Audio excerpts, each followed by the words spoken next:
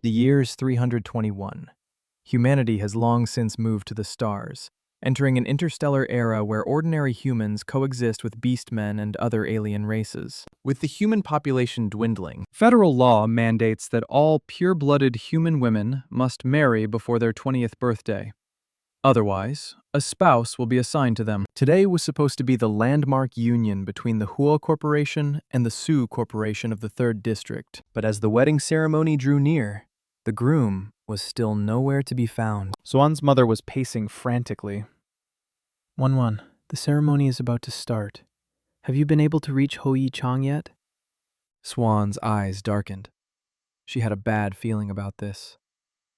Just then, her personal AI, Xiao Ai, announced an incoming call from Hu Yi Chang. He claimed he had to go rescue her sister Suan, but swore he'd make it back in time. Her mother was practically fuming. "Suan again? I never should have let your father adopt her." Duan stared at her reflection in the mirror and let out a cold laugh. What a coincidence. When she was 13, the starship she was on was attacked by pirates. Gravely injured, she spent 5 years recovering in a cryostasis pod. When she woke up, she had a new little sister at home. Her father claimed she was the child of a dear friend and treated her like his own. The girl might have been young, but she was a master manipulator. Not only had she charmed Suan's brothers into doing on her, but now she was trying to steal her childhood sweetheart too. "If you had just told me you two were in love, I would have stepped aside," Suan muttered to herself. "It's not like I have to marry Hu Yachon." But now, she had a much bigger problem. It was almost noon. Where was she supposed to find a decent-looking man to marry on such short notice? As someone who was obsessed with good looks, she refused to let the system pair her with some random reject. The thought of a pig-faced stranger kissing her was terrifying. With a new resolve, she told her mother the wedding would proceed as planned. She was just stepping out to find a new groom. Suan peeked around the hotel corridor when a flash of movement caught her eye. She backtracked and leaned in for a closer look. "Who are you?" she asked, her eyes landing on an impossibly handsome man with fluffy ears and a big, bushy tail. "Away. My name is Awe." The adorable, puppy-like beastman before her was perfect in every way.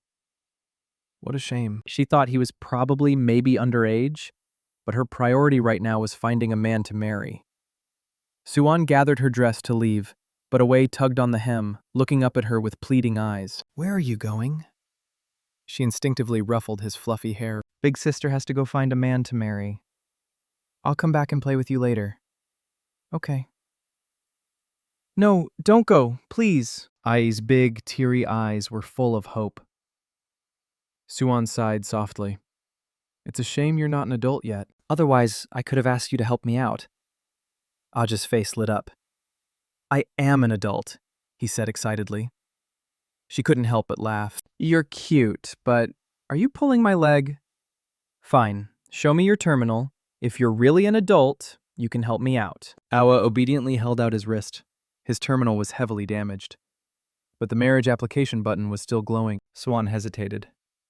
"Maybe I can just marry him now and divorce him later. Besides, with a face like that, I could support him for 1,000,000 years." Just as she was wavering, she heard footsteps. It was Hoi Chong's mother and his sister, Hu Jiaojiao. Suan instinctively pushed Aju behind her and shushed him. Hu Jojo swaggered over, looking smug. "Suan, my brother still isn't here. What are you going to do now?" Her mother grabbed Suan's wrist, her voice dripping with fake sympathy. "Just wait a little longer, dear." Suan wasn't buying it. If Hoi Chong truly wanted to come back, he'd be here by now. She told them to return to the banquet hall, promising the wedding would go on as planned. After sending the venomous pair away, Jobai reminded her that time was running out, and the main systems review process would take a while. Hearing this, Aho poked his head out, wagging his big tail excitedly, as if to say, "Pick me! Pick me! If you marry me, will your family object?" she asked. They wouldn't dare. Zuan took a deep breath and held out her hand to the fluffy creature. "Aju, will you marry me?" Zuan and Aoi scanned each other's terminals and sent the marriage application. The review would take up to an hour. With time to spare, Suan pulled Ajue along to get him a suit. The moment he stood up, He towered a full head over her. The soft, cuddly fox boy had transformed into a tall, imposing, and devastatingly handsome man. But where could they find a suit that fit him on such short notice? Reluctantly, she decided to have him try on Hoya Chang's suit, hoping it would fit. A few moments later, Andre called out, "Big sister, the clothes are a little small." The fabric of the suit was stretched taut over his well-defined muscles, and his big, fluffy tail was impossible to hide. Xuan tried to tuck it away, but he blushed beet red. "I can do it myself, sister." She stepped out to give him some privacy. When he emerged a moment later, he was a completely different person. The suit, though snug, made him look incredibly sharp. As Xuan adjusted his tie, she anxiously wondered why the main system hadn't approved their application yet. Meanwhile, news of First Commander Guju's disappearance reached the Emperor, Gulan. The Emperor knew his uncle was in his manic phase and extremely vulnerable. If anyone else found him, the consequences would be dire. He immediately ordered a lockdown and a thorough search. Just as he was worrying, the main system, AI Beast, sent him a marriage request for final approval. The Emperor slammed his fist on the desk. "I have you running the system, and you can't even handle a single marriage application." Since the Emperor had spoken, Beezy had no choice but to quickly hit the approve button. If anything went wrong later, he wasn't taking the blame. At the same time, the two newlyweds received the notification. Application approved. Suan's mother burst through the door. It's already 11. Your father wants to know if we should just call this whole thing." Her words died in her throat when she saw Suan on the arm of a strange man. "Who is he?" she asked, stunned. "He's my husband now," Suan replied with a smile.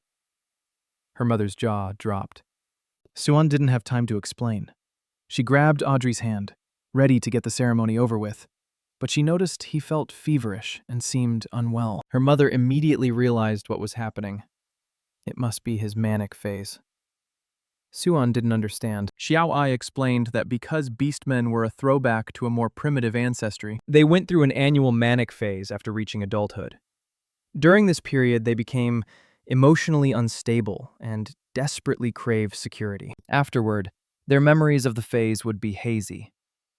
Usually, a beastman's partner was their only remedy. Those without one had to use a special serum. Suan asked her mother to find some of the serum while they went through with the ceremony. In the wedding hall, guests were growing restless, eagerly waiting to see the Su family make a fool of themselves. Suan's father's face was dark with anger, and he would have already exploded if his older brother hadn't been there to calm him down. Suddenly, the grand door swung open, and a stunning couple made their entrance. The bride was beautiful, the groom was handsome, and the crowd was left speechless. They just hadn't expected Suan to show up with a completely different groom. Ignoring the whispers, Suan's only concern was whether Ayu could hold on. She quickly signaled the officiant to speed things up. "Groom, do you take Miss Suan to be your wife?" "I do." "Bride, do you take this?" The officiant trailed off, so embarrassed he could have dug a hole to another dimension. No one had told him the new groom's name. Suan didn't wait. She wrapped her arms around Aja's neck and declared, "I do." "Let us congratulate the newlyweds. The banquet will now begin." Back in the dressing room, there was still no sign of her mother with the serum. Suan told Xiaowei to quickly look up any other remedies. "Master, you can be his personal remedy." Suan didn't quite get what that meant, but a fluffy tail was already wrapping around her waist. Awa took her hand, his eyes misty. "Sister, I feel so awful. Help me." Ara's symptoms were getting worse. Suan tried to soothe him, telling him the serum would be there soon. As she stood up to look for her mother, Ajir wrapped his arms around her from behind, holding her tight. "You won't leave me, will you, sister?" Suan felt a bit awkward. "I can't promise that. Once your manic phase is over, you might be the one who wants to leave." Before she could explain, Aju leaned in close, his breath hot against her skin. It was then that Suan finally understood what Xiaowei meant by personal remedy, but Awe wasn't giving her much time to think. "So hot it hurts." He had just helped her out of a huge jam, and how could anyone refuse such a gorgeous, vulnerable boy? Xuan stopped hesitating and pressed her lips to his. "What followed is not safe for work, but rest assured, I watched it for you." Meanwhile, outside the banquet hall, her father Sujin cornered his wife, furiously demanding to know what was going on with Suan. Lin Ranu was vague, as she wasn't entirely sure herself. But all Sujin cared about was whether they had offended the Hua family. Lin Ranua was exasperated. Hoya Chong was the one who stood her up. Shouldn't the Hua family be the ones explaining themselves to us? You don't understand business. You've spoiled Wan Wan rotten. If she were half as sensible as Man, she wouldn't have embarrassed me like this today. Lin Ranu laughed coldly. You think you're embarrassed? Have you even considered Wan Wan's feelings? And you have the nerve to tell her to be more like Suman? Hu Yichong ditched the wedding because of Suman. Let me ask you with how you do on Suman. Who's your real daughter? Slap. The sound of the slap brought a sudden silence. Sujin instantly regretted it. But for Lin Ranu, it was the final straw. Sujin, she said, her voice eerily calm. Expect to receive my divorce filing. After composing himself, Sujin accompanied his father to see off two important guests from the first district. Before leaving, the guests expressed their curiosity about the new groom, remarking that he looked familiar and even resembled the emperor. Just then, they received a secret directive from the emperor himself and had to depart immediately. The next morning, Suan woke up starving and disoriented. She looked down to see a man's arm draped over her waist and a fluffy tail wrapped around her ankle. The embarrassing memories of the previous night flooded back, reminding her that she was now a married woman. As she tried to move his arm, she accidentally activated his terminal, and a flood of messages poured in. The person who had sent the most was someone named Gilan, and the latest message read, "Uncle, where are you? Are you okay?" Suan was shocked that Ah was an uncle. The name Gailan also sounded familiar. Before she could sort it out, Aju's AI popped up. Good morning, madam. My name is Boo. I am the commander's personal AI. You can call me Dai. The sheer amount of information was making her head spin. Dai continued his introduction. Gailan is the name of His Majesty, the Emperor of our Federation. Normally, no one is permitted to speak his name directly, but you may, as he is now your nephew. Suan nodded numbly. I see. Wait, what did you just say? You heard correctly, madam. The first commander of the Imperial Federation, Gu, the current emperor's uncle, is now your legal husband. Zuan froze. She could already see the headlines. Federation's first commander loses virginity in marriage scam. The culprit is a nobody. She was so screwed. Committing marriage fraud in the Federation would get you 30 years in a labor prison.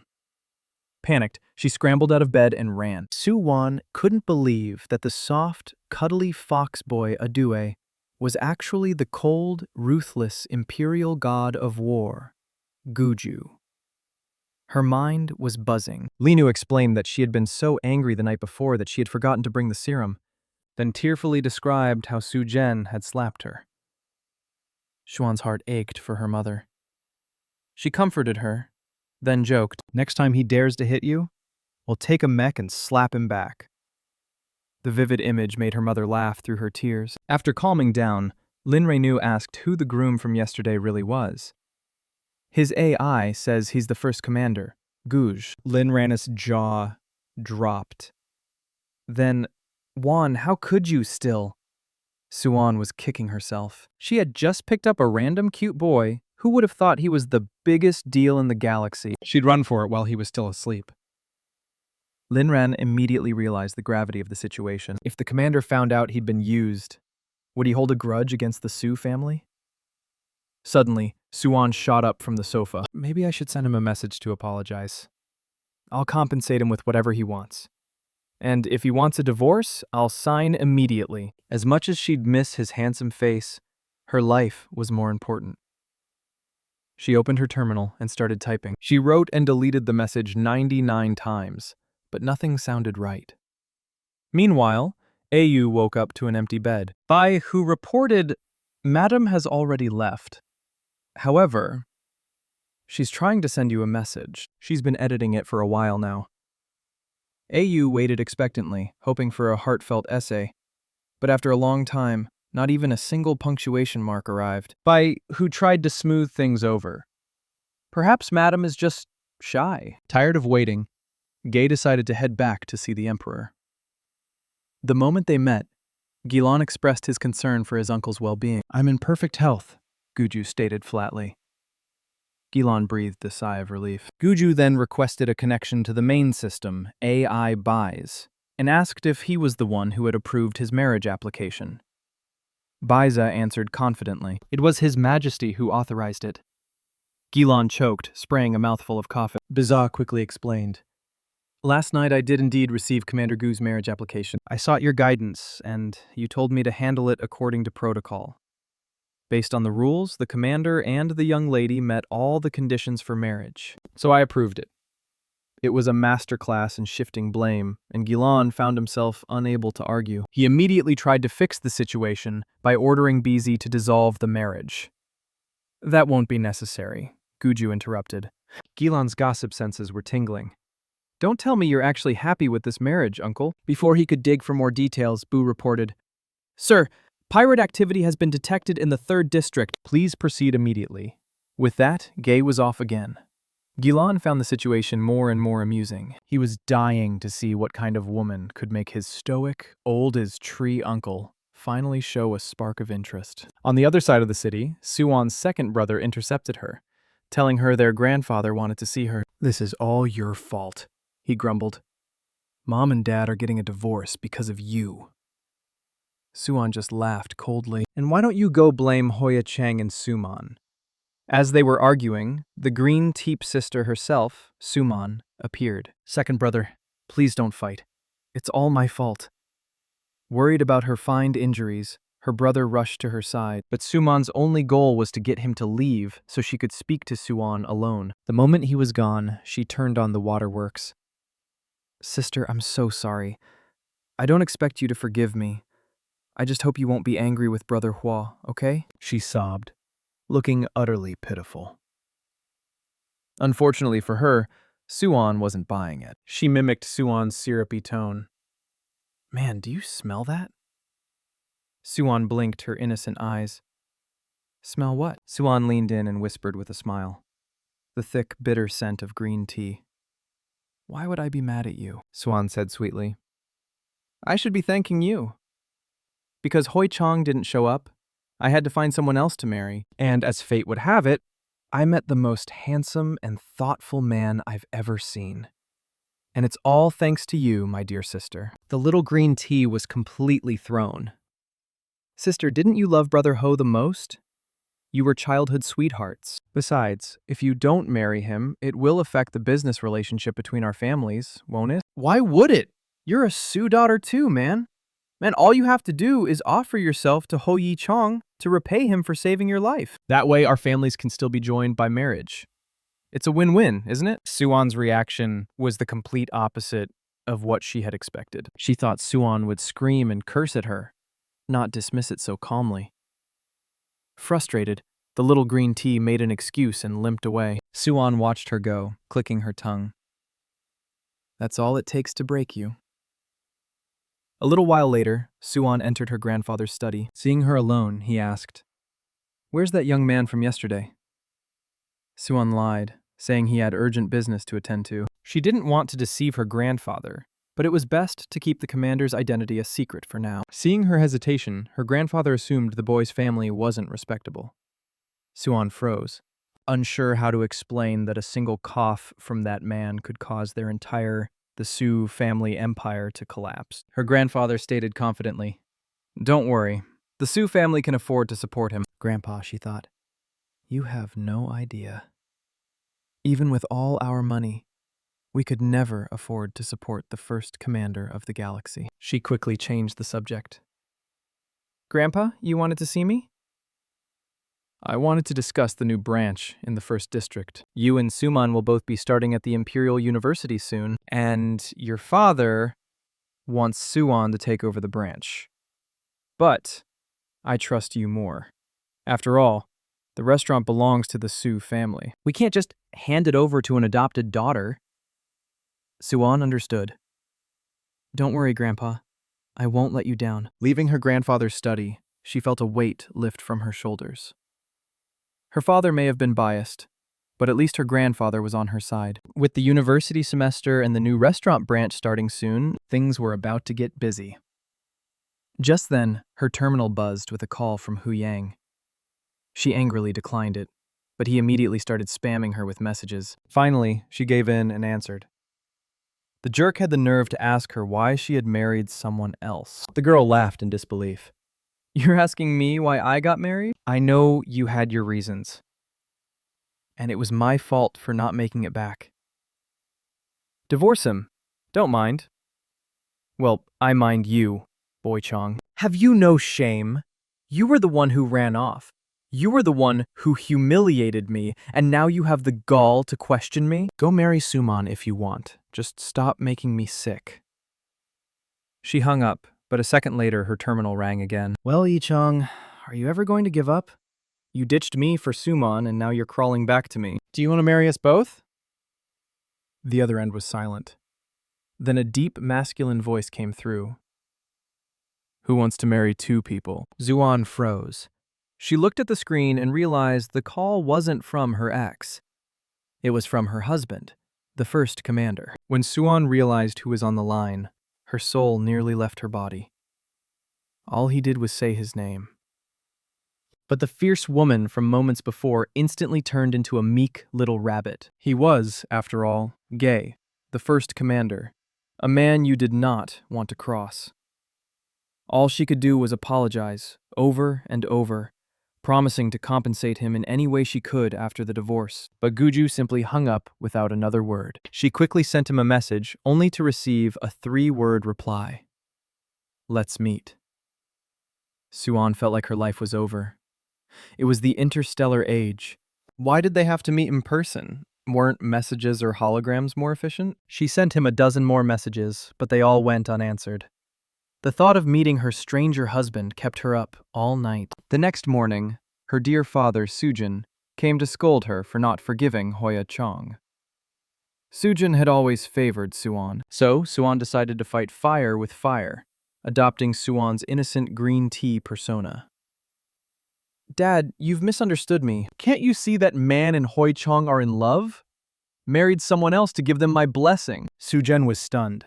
But Suan's performance was so convincing that he ended up apologizing for misjudging her. He then immediately rushed off to discuss Suman and Ho Yi Chong's engagement with the Huo family. After successfully getting rid of her father, Suan marveled at her own acting skills. With that sorted, she headed to a small private kitchen to start her live stream as planned.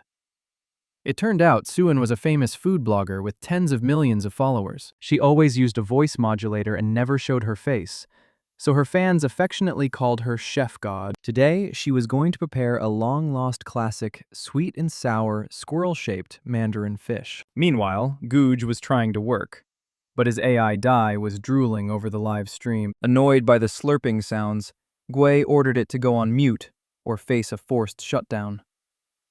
Dubai grumbled, complaining that his master had no taste. If he could just try Chef God's food, he'd understand. The AI, I thought. It enlisted the help of the main system, Bai, to find out who this chef god was, hoping to hire her to cook a meal for Guj. When the results came in, Dubai was so excited it almost short-circuited. Holy crap, it's Madam. It's Madam Swan. Hearing his wife's name, Gui was suddenly interested. Is she still live? Put it on screen! On the stream, Suan was just finishing up. A viewer asked, Chef God, who are you making that for? Suan smiled. For my family, of course. The word family made a certain someone feel personally included. What's the most expensive gift I can send on here? He asked. A luxury starship for 1,000 star coins, Dubai replied. Less than 10 seconds later, 999 luxury starships flooded the chat. Suan was stunned. It was the most insane gift spree she had ever seen. To thank this mysterious Mr. Cold, she decided to teleport the dish to him. After the stream, she cooked a few more dishes and sent them along as well. When Gare received the food, he was content just looking at it. He carefully picked up a piece and put it in his mouth. The taste was familiar, and it stirred a strange sense of emotion within him. Dobby gloated beside him. See? I told you Madam was an amazing cook. She'd be so happy if she knew you were Mr. Cold. Guju's expression suddenly darkened. No, she wouldn't. Right now, all she wants is to divorce me. Dubai was exasperated by his master's denseness. You haven't even talked to her. You haven't publicly announced your marriage. Of course she feels insecure. Just explain things to her, and I'm sure she'll understand. Stared at the screen for a long moment. What Dai said actually made a lot of sense. Guju's announcement that he was married instantly became the top trending topic. Zuan worried her identity would be exposed next. Her mother, Lin Ranu, saw her daughter's anxiety and reassured her. The commander must have controlled the media to protect you. There's no information about you online. Zuan knew it was only a matter of time. The wedding guests had seen Gu, and sooner or later, people would put two and two together. At that moment, Suman showed up interrupting their conversation. Linua didn't hold back. You just have to stick your nose in everything, don't you? No wonder you ended up with a limp. The little green tea immediately started crying. Mother, I know you don't like me. Just then, Sujin walked in. Man, who's bullying you? Suan jumped in before he could get an answer. No one's bullying Man. Mom was just telling us the story of how you two fell in love. And Man was so moved, she started crying. Sujin looked embarrassed and didn't press the issue, instead telling them it was time for lunch. Before leaving, Suan shot a warning at her stepsister. Whether my parents get divorced or not, your mother is never setting foot in this house. You should be resting that leg of yours. Don't wander around or you might hurt the other one. Are you threatening me? The little green tea hissed. Seeing another performance about to start, Suan adopted her sweet sing voice. I'm just worried about you, my dear sister. Suan forced a smile. Thank you for your concern, sister. Watching her nemesis fume, Suan felt a surge of satisfaction. The best way to fight magic is with magic. At the restaurant, the family sat down for a rare meal together. The little green tea subtly tugged on her father's sleeve. Dadwan and Man are starting school soon. Shouldn't we decide who's going to manage the new branch in the first district? Their grandfather, who had already made up his mind, said, There's no rush. Neither of them has any experience. Sujin jumped in. Man has been learning from me at the restaurant for 2 years. Besides, one's health isn't the best. I don't want her to overwork herself. His blatant favoritism made Lin Ranu so angry she almost flipped the table. But Suan had a plan. She calmed her mother down and then proposed to her grandfather that they both take on the role temporarily and learn from each other. The final decision could be based on their performance. That's a good idea, Wan. Her grandfather agreed. Her second brother, who was scrolling on his terminal, looked up. Why are you even fighting over this? The entertainment industry is way better. Suddenly his eyes widened as if he'd seen a ghost. Grandpa, Dad, look at this. Everyone gathered around. The first commander of the Imperial Federation, Guju, had attended a public event without his mask for the first time. His stunning looks were breaking the internet, but seeing his face on the screen made everyone at the table freeze in shock. The little green tea was the first to speak. Sister, is that commander related to the man you married the other day? Swan remained perfectly calm. They're not related. The stepsister breathed a sigh of relief. Oh, so they just look alike. Not alike. You can guess a little bolder than that. Her face turned pale. Sister, you must be joking. Her grandfather immediately demanded an explanation. Suan sighed. The commander and I fell in love at first sight. So we got married. Sujin immediately began scolding her for not telling them sooner, worried they had been disrespectful to the commander. Suan waved it off. It's fine. He had to leave on official business, but we agreed to meet up in the first district. Her grandfather nodded, pleased. Perfect. We'll go for the restaurant opening, and to see you off for the university semester. It'll be a good chance to pay our respects to the commander. Lin Renoir quickly intervened. That's not necessary. Su Yun will meet them at the school. Besides, the commander is a busy man. Wan should contact him first, so we don't impose. She then gave Suan an out. Why don't you go to your room and contact him now? Zuan took the hint and left. Just as she was about to call Guju, a video call from Hoi Chong popped up. 1. I saw the news. Did you really marry the commander? What about our engagement? She had no desire to talk to the shameless jerk, but he was persistent, even threatening her with their family's business partnership. Swan wasn't worried. She knew he wouldn't dare to cut ties. So, she ended the call. It was the first day of the semester at the Imperial University, and Soo-yoon was waiting at the main gate, his handsome face attracting a crowd of admirers. Just then, a starship descended, and Suwon stepped out in a stunning outfit, instantly capturing the attention of every male in the vicinity. Even Soo-yoon's best friend was smitten. "Soo-yoon, your sister is gorgeous. Why didn't you ever tell us?" A moment later, Suwon also disembarked. Suwon and his friend Mo Erdo rushed forward to greet them. Suwon strode forward happily, calling out, "Brother, you came to pick me up." But to her dismay, her doing older brother walked right past her to greet Suwon. "Mo Erdo, can you take my sister to the literature department?" Mo Erdo's eyes lit up. "Of course, my pleasure." His excitement lasted for half a second, before he was told he was escorting Suwon, not Suwon, who was in the medical department. Though disappointed, he dutifully led Suwon away. Soo-yoon personally walked Suwon to her dormitory. He couldn't help but ask, "The man you married, was he really Commander Gu? If so, shouldn't our family pay him a formal visit?" Suwon sighed. Of course, he only cared now that there was something to be gained. Unwilling to be used, she told him good Gu was busy, and said a cheerful goodbye to her brother. She arrived at her dorm room, excited to meet her new roommates. The door opened to reveal a girl with fiery red hair who looked less than friendly. Suwon offered a polite but awkward smile. "Hi, I'm Suwon from the medical department." The redhead looked her up and down. "Which district are you from?" she asked haughtily. "The 3rd district." As soon as the words left her mouth, the girl turned away and walked out without another word. Another roommate stepped forward to explain. "That's Lugina. She's in our major. She's from the 1st district. Her father is Admiral Luo, and her older sister is the Empress. I'm Shangan from the 10th district. It's nice to meet you." Suwon nodded, understanding now why the redhead was so arrogant. She warmly shook Shannon's hand. "I'm Suwon from the 3rd district. Aren't you surprised about Luena's background, or the fact that I'm from a common district?" Suwon smiled. "Our backgrounds don't matter here. We're all just students at the Imperial University. The only thing that counts is our own ability." At the same time, in the commander's office, Dai announced, "Sir, you have an incoming call on the backup number you gave the Su family. It's from Madam. Should I connect you?" Guju cleared his throat. "Connect it, but keep the video off." "Hello, this is Suwon from the Su family restaurant. I'm sorry to bother you, but I wanted to thank you for your help with the restaurant. It was nothing. I enjoy the food there. I'm sorry, I don't think I ever got your name. You can call me Mr. G."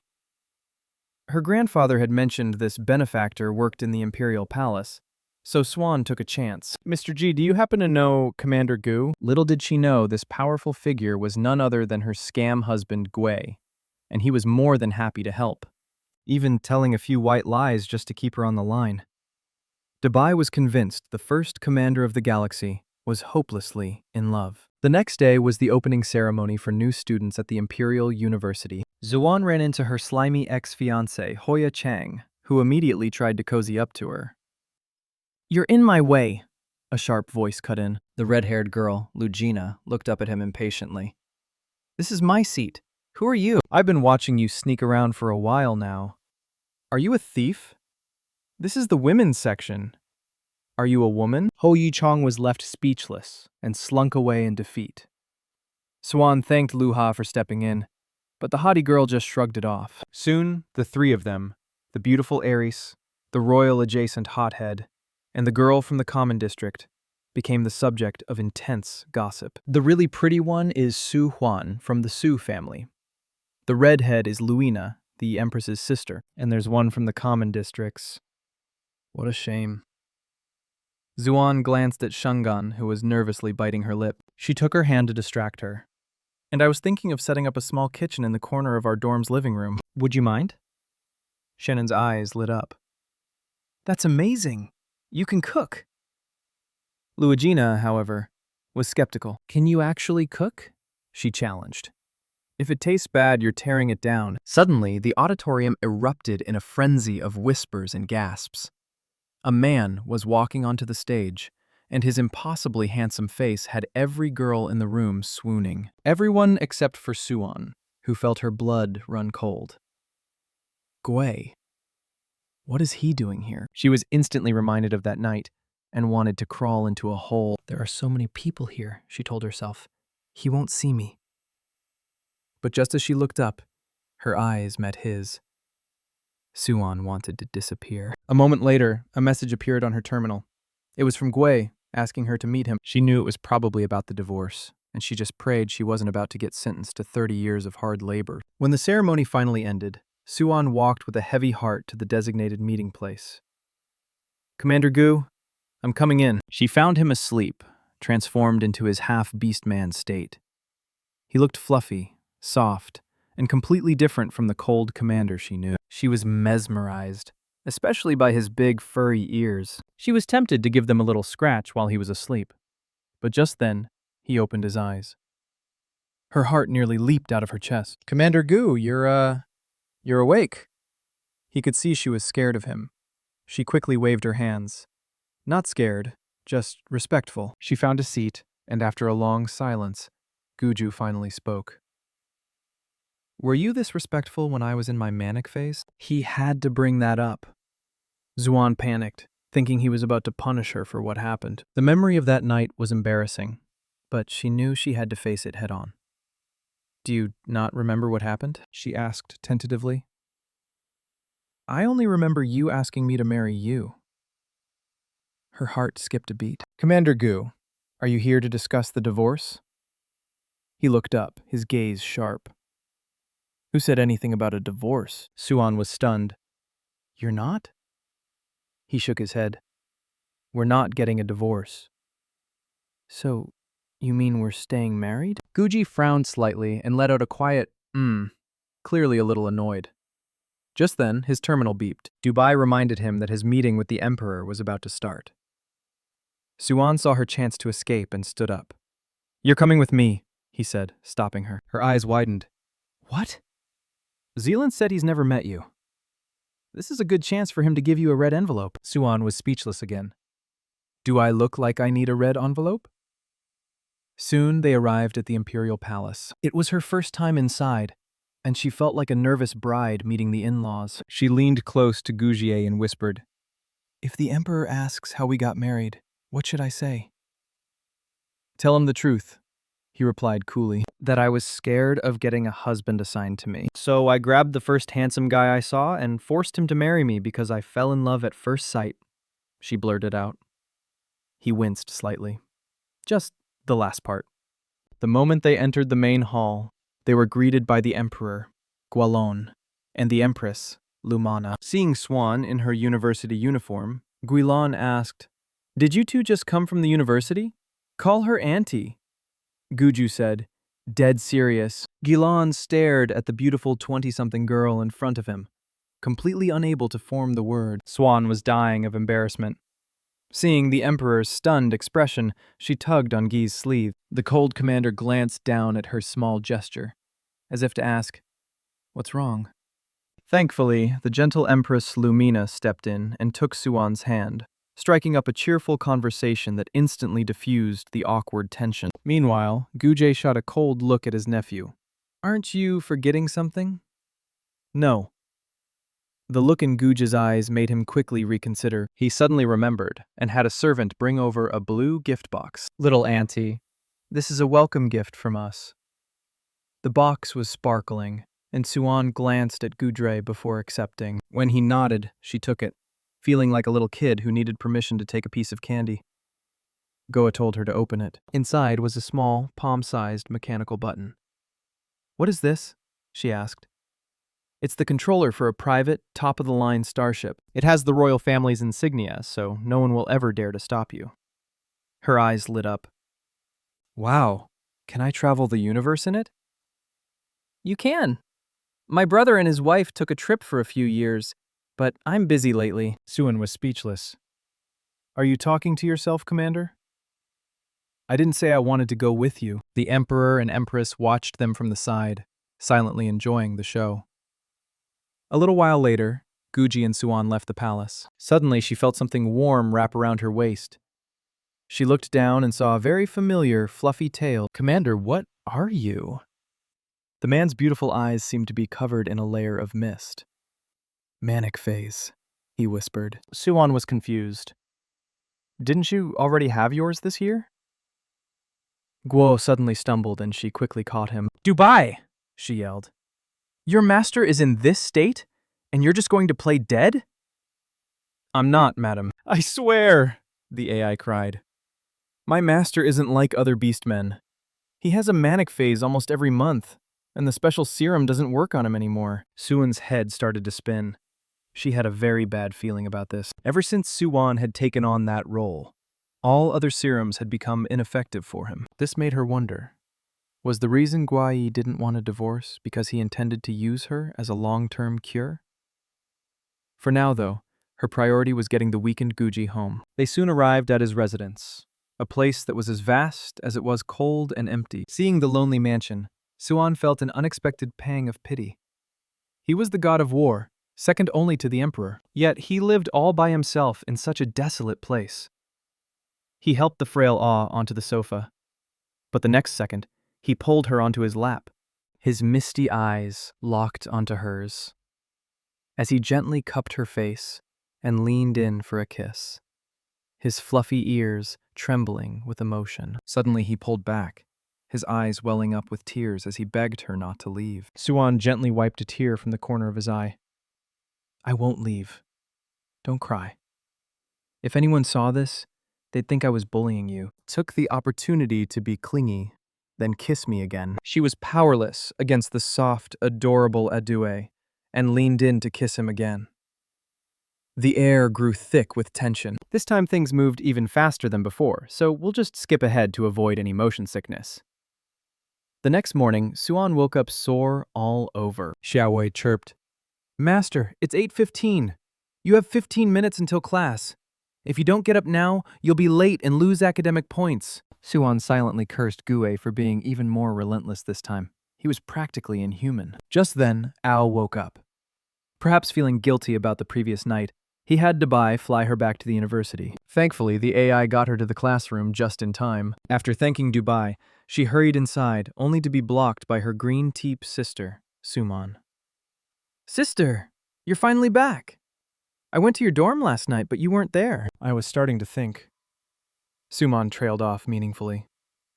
Suan laughed. If I hadn't come back, I'm sure you would have started all sorts of rumors about me, right? What kind of trap are you setting for me with this fake concern? Suman put on a hurt expression. Sister, why would you think that? I was genuinely worried about you. Suan just snorted. Thanks, but no thanks. Suan made it clear to her roommates that the green tea stepsister, Suman, was not her real sister. Shanann immediately understood their relationship was strained and dropped the subject. Lugina, however, frowned and asked Suan directly if she was really Commander Gu's wife. Swan was surprised for a moment, but she knew the truth would come out eventually. It was better to just own it. Yep, she said casually. Lugina and Shanganon looked like they had been struck by lightning. After a moment, Luina couldn't help but ask the question the entire Federation was dying to know. How did you two get together? Suan tilted her head playfully. It was love at first sight. After class, Suan told her roommates she wouldn't be back that night because she had to go to the Su family restaurant with her stepsister. Luigina pointed out that Suman had already left in a private starship without her. Suan just shrugged, saying she could take a public one, and gracefully left the classroom. At that moment, her pathetic ex-fiancé decided to make a move to win her back. Just as he stepped forward, a silver metal sphere zipped past his face. What was that? He yelped. The sphere stopped in front of Suan, and a respectful voice emanated from it. Madam, I am here to take you home. Suan smiled at it. Okay, thank you, Dubai. Dubai turned back to the X and made a raspberry sound, warning him to stay away from its mistress. Meanwhile, Guju, who was in a meeting, received a message from Dubai. It was a photo with a caption, Master, this scumbag is trying to steal your wife. A wave of jealousy washed over Guj. His face darkened, and he abruptly announced a 5-minute break. The other officers were stunned. The workaholic commander was actually letting an outside matter interrupt him. The message had to be from his mysterious wife. Guju stepped out of the conference room and had Dubai connect a holographic call. Suddenly, a handsome face appeared in front of Suan, startling her. Commander, aren't you in a meeting? It's a break. Duan gathered her courage and asked, Commander Da said you want me to move in with you. Gujo's expression was unreadable. We're married, was all he said. But I have school. She hesitated. You can take a starship to school. You can stay at the dorm occasionally if you need to. Something felt off. She took a deep breath and asked, Commander, the reason you don't want a divorce and why you want me to move in, is it because of your manic phase? She was a little intimidated by his cold demeanor, but she had to know the truth. She couldn't just be someone's personal remedy without understanding why. But just as she asked, the image on her screen froze, and with a crackle of static, the connection was lost. Zuan was dumbfounded when the call suddenly dropped. She asked Abai what happened, and the AI, mortified that its master had resorted to the pretend-to-lose connection trick, had no choice but to take the blame and apologize profusely. Suan thought it was strange, but considering how busy Guje was, she let it go. By then, the starship had arrived at the Su family restaurant. Dabai looked at her expectantly. When should I come pick you up? I'll let you know after the commander's connection is back online, she said coolly, before striding into the restaurant. Inside, her grandfather, her father, Sujin, and a man in a chef's uniform were having tea in the reception area. Suman was diligently refilling their cups. The man in the chef's uniform was her uncle, Suingen. He was quite fond of Suman, finding her intelligent and even wanting to take her on as his apprentice. After all, Suan was a master at winning people over. Only Suan's clueless father couldn't see her ambition for what it was. Grandpa, Dad, Uncle, Suan said, politely greeting her elders. Sujan frowned at her. Why are you late? And where were you last night? How can you manage a new branch if you're this irresponsible? Suan just laughed, turning her innocent eyes on Suman. My dear sister, you left without me after school, and you wasted no time tattling on me. But are you sure you all want to know where I was last night? Swan felt a flicker of unease, but Su Tang chimed in. Just say what you mean, Wan Wan. Stop being so mysterious. Her grandfather remained silent, sipping his tea. Suan looked at them and said slowly, I was with the commander last night. We went to the imperial palace to see the emperor and empress. Tutang, Sujan, and Suman were all stunned into silence, their expressions a mix of shock and disbelief. Swan, in particular, looked furious. She suspected there was something fishy about Suan's marriage and refused to believe the commander would take her to see the emperor. Suan walked over to her grandfather and told him that the emperor and empress wanted to try his cooking. The old man was overjoyed, his eyes crinkling into a smile. In his good mood, he put Suan in charge of the grand opening ceremony for the new branch. Suan's fake smile faltered. Sister, she said, her voice dripping with sarcasm.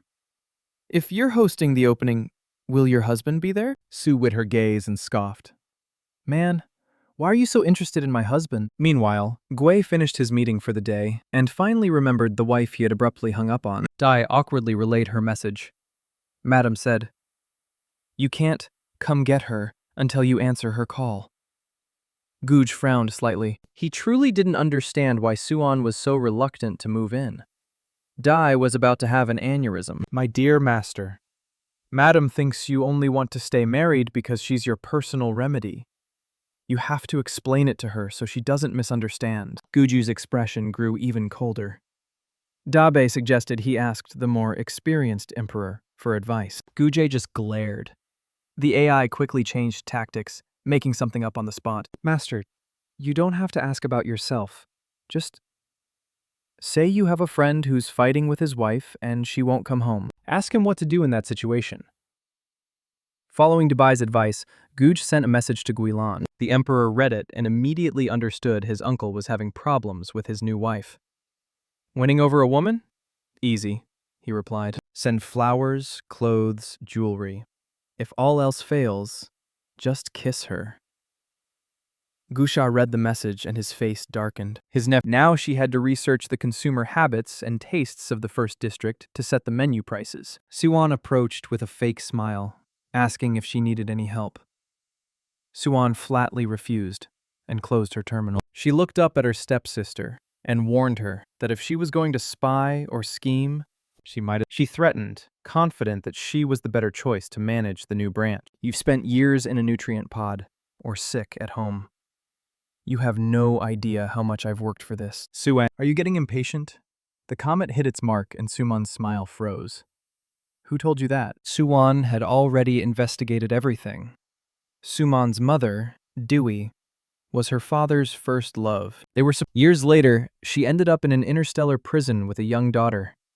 Her father had eagerly adopted the child. Now Dewey was about to be released, which was why Suman was so desperate to secure her position. Suman tried to stay calm. Don't you dare bring up my mother. And for the record, I doubt you can even get the commander to show up for your opening. She slammed her hand on the table in frustration.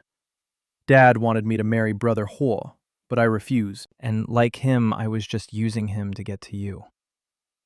She had meant to humiliate Suan, but Suan was unfazed by such childish attacks. She just thought it was time to let her stepsister know that the show was about to start. At that exact moment, the idiot who had been used without knowing it was standing right behind her. Zuman turned. Her face went pale.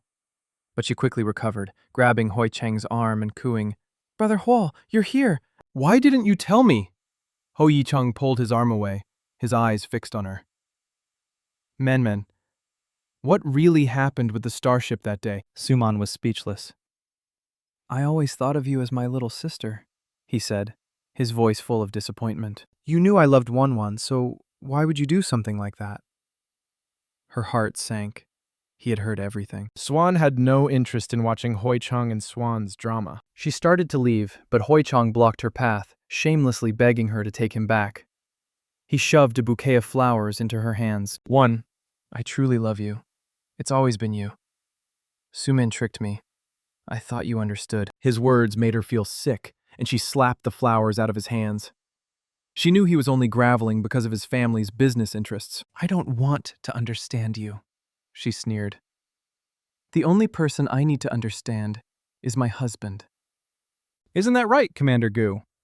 Just then, Gouge appeared, looking impossibly handsome in his crisp military uniform. His presence was overwhelming, but what really stood out was the massive bouquet of red roses in his hand. Suan's eyes lit up. She ran over to him, her face beaming. Commander, what are you doing here? Are those for me? Yu maintained his cool expression, but he gave a slight nod. Suan took the roses, inhaling their sweet fragrance. Her mood instantly lifted. She never thought the cold, ruthless commander had a romantic bone in his body. In this era, fresh flowers, especially red roses, were an incredible luxury. In the corner, the other two were practically green with envy. Suddenly, Dai popped up with a warning. Master, pink roses mean first love. Hui Cheng is still trying to steal your wife. Guje turned and shot Hui Cheng a look that could kill. The room went silent, and Hui Cheng felt a chill run down his spine. Are you here to see my wife? Guju asked, his voice dangerously low. Hui Cheng was terrified. Commander Gu, you've misunderstood. I was here to see Suman. He quickly tossed his own bouquet of pink roses at Suman and fled without looking back. Seeing her plan had failed, Suan quickly followed. With the two pests gone, Suan looked at Gue. Commander, it's so late. Why did you come all this way? We're married, he said, a hint of annoyance in his voice. You don't need to be so formal, she smiled. Okay, so other than bringing me flowers, is there another reason you're here? I came to take you home. What about what we talked about earlier? We'll discuss it at home. Before she could respond, her grandfather and the others appeared. Seeing her grandfather's excited expression, she decided to drop it for now. Fine, home it is, she thought. His manic phase for the month is over, so as long as he's not that clingy crybaby, I can handle him. Commander Gu, what an honor, her grandfather said respectfully. Her father and uncle also looked on in awe. Guje nodded slightly. I came to pick up Wen. He gently put his arm around her shoulders. Her grandfather was thrilled to see them so close, and immediately invited them to stay for dinner. Suan was about to decline on Guju's behalf, but to her surprise, he accepted. Her grandfather was so happy, he announced he would personally cook them a feast. Worried that Guji had only agreed out of politeness, Suan quietly apologized to him, but he just smiled, a rare, gentle expression on his face as he tucked a stray strand of hair behind her ear. It's normal for a family to eat together. A warmth spread through her chest. She was starting to feel something different for Gare. Guju stayed for dinner, and her grandfather, overjoyed, cooked a massive feast and even brought out his prized vintage liquor. Guju was surprisingly accommodating and drank with the old man. The Su family could hold their liquor, so Suwon, worried her grandfather might drink him under the table, she quickly stepped in to run interference. The commander has work tomorrow. Maybe I should take this one for him. Guja, already a bit tipsy, squinted at her like a stubborn child. No, I can drink it. From the corner, a certain stepsister's face was dark. She couldn't figure out who Suan was putting on a show for. Her grandfather asked Guy if he liked the food. It's good, he said as concisely as ever. Suan jumped at the chance to stir up trouble. I'm so glad you like it, Commander. Everyone in the Su family can cook, except for my sister, unfortunately. Her grandfather frowned, and her father shot Suman a harsh look. Man, why would you say that? Just as Suan was about to explain, Gu cut in, fiercely protective. Wanwan's cooking is delicious. She's cooked for me before. Everyone at the table stared in disbelief, especially Swan, whose face turned several shades of green. Suan herself was confused as she couldn't remember ever cooking for him. Not wanting to reveal his Mr. Cold identity, Gay quickly changed the subject. Let's eat, he said, piling food onto Suan's plate. Suman was so angry, she nearly snapped her chopsticks in half. After dinner, Suan returned to Guju's mansion. Da, the little love guru, urged her to help the tipsy commander to his bedroom, adding with a wink, It's the same room as last night. You remember, right? The memories of that night, which she had tried to suppress, came flooding back. The Guj from that night was a beast. She cleared her throat. I remember. Dabe gave a mischievous little whir. Master, this is as far as I can take you. The rest is up to you. Zuan helped Gudra to the bed. The atmosphere in the room was tense, and she wanted to escape.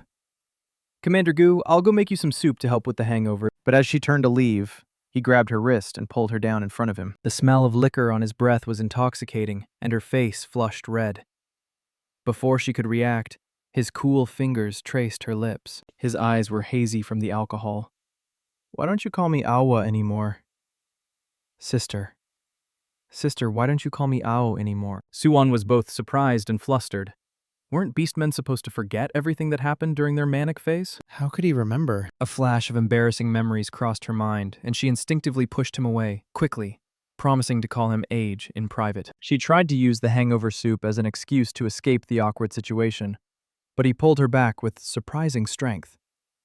Don't wait. Guy wrapped his arms around her, pulling her close.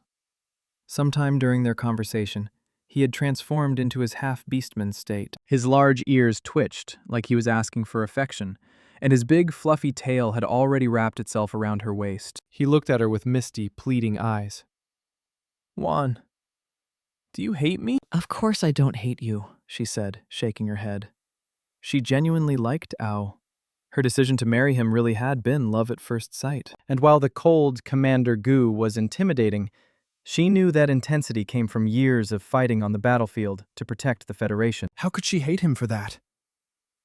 Her eyelashes fluttered as she looked at him. It's just the reason you don't want a divorce.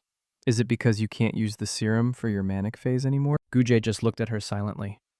Staring into his jewel-like eyes, she admitted that she felt partly responsible for the situation. Then you have to take responsibility, he finally said.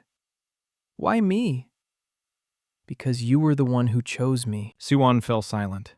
Was he saying that if he had been with someone else during his manic phase, they would have become his remedy instead? Seeing her silence, Guju's expression fell. He slowly let go of her and said he was tired. He was leaving for an off-world mission in the morning and told her to sleep in the guest room. Suan was taken aback. It felt like he was avoiding the question, but she figured that since they weren't getting divorced, she could live with the arrangement for now. She was actually a little relieved he was going away for a while. Still, she couldn't help but think that Gui wasn't a bad husband. Beneath his cold exterior, he was warm, brought her flowers, and defended her in front of others. After she left the room, Guju went back to work. Dubai, feeling frustrated, grumbled that its master was clueless for sending his wife to another room. Guju's eyes darkened. He hadn't wanted her to leave, but he could tell she was a little scared of him. For the first time, he was jealous of his manic phase self. Just then, a housekeeping bot brought in the hangover soup, and he received a message from Suan. Sea Master Dubai chirped. Madam does care about you. The commander, who had been feeling a bit down, perked up, his tail giving a happy little swish. They exchanged good nights, and each went to sleep. The next day, with 2 days left until the restaurant opening, Swan spent all her free time outside of class preparing. Her grandfather noticed Gui wasn't on the guest list and asked why. Suan explained that he was away on a mission. Though disappointed, her grandfather understood and suggested she invite her 2 brothers instead. She had already tried. Her older brother had made an excuse about being busy as soon as he heard the commander wouldn't be there. Her second brother had flat out refused, saying he didn't want to upset Suan. Suan didn't care. They could come or not, she didn't need them. Her grandfather tried to comfort her, but still urged her to get them to come. Suan just smiled and told him not to worry. She had a plan to make the opening a massive success with or without them. The day before the opening, Suan returned to her dorm to find that her mini kitchen had been installed. She cooked a full meal and invited her 2 roommates to eat with her.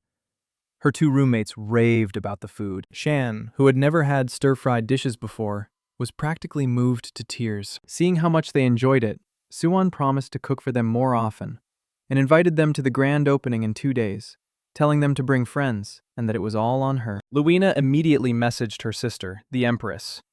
Meanwhile, Commander Gu was reporting to the Emperor about the successful deployment of defenses on planet MT320. Just then, the Empress came in to ask the Emperor if he was attending the opening of Suan's restaurant. As the Emperor, Guilon couldn't make a public appearance, but he told the Empress she could go with her sister.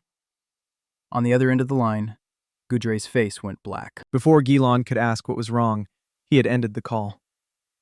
He stared at the blank screen and said coldly, "She didn't tell me." Dubai was both worried and exasperated. "Master, if you keep being this proud, you're going to lose your wife." That only made his face darken further. Dubai quickly backtracked. "Maybe Madam just didn't want to bother you because she knows you're busy. Why don't you send her a message?" Guji was silent for a moment. He started to type, then stopped. He looked up at Dubai.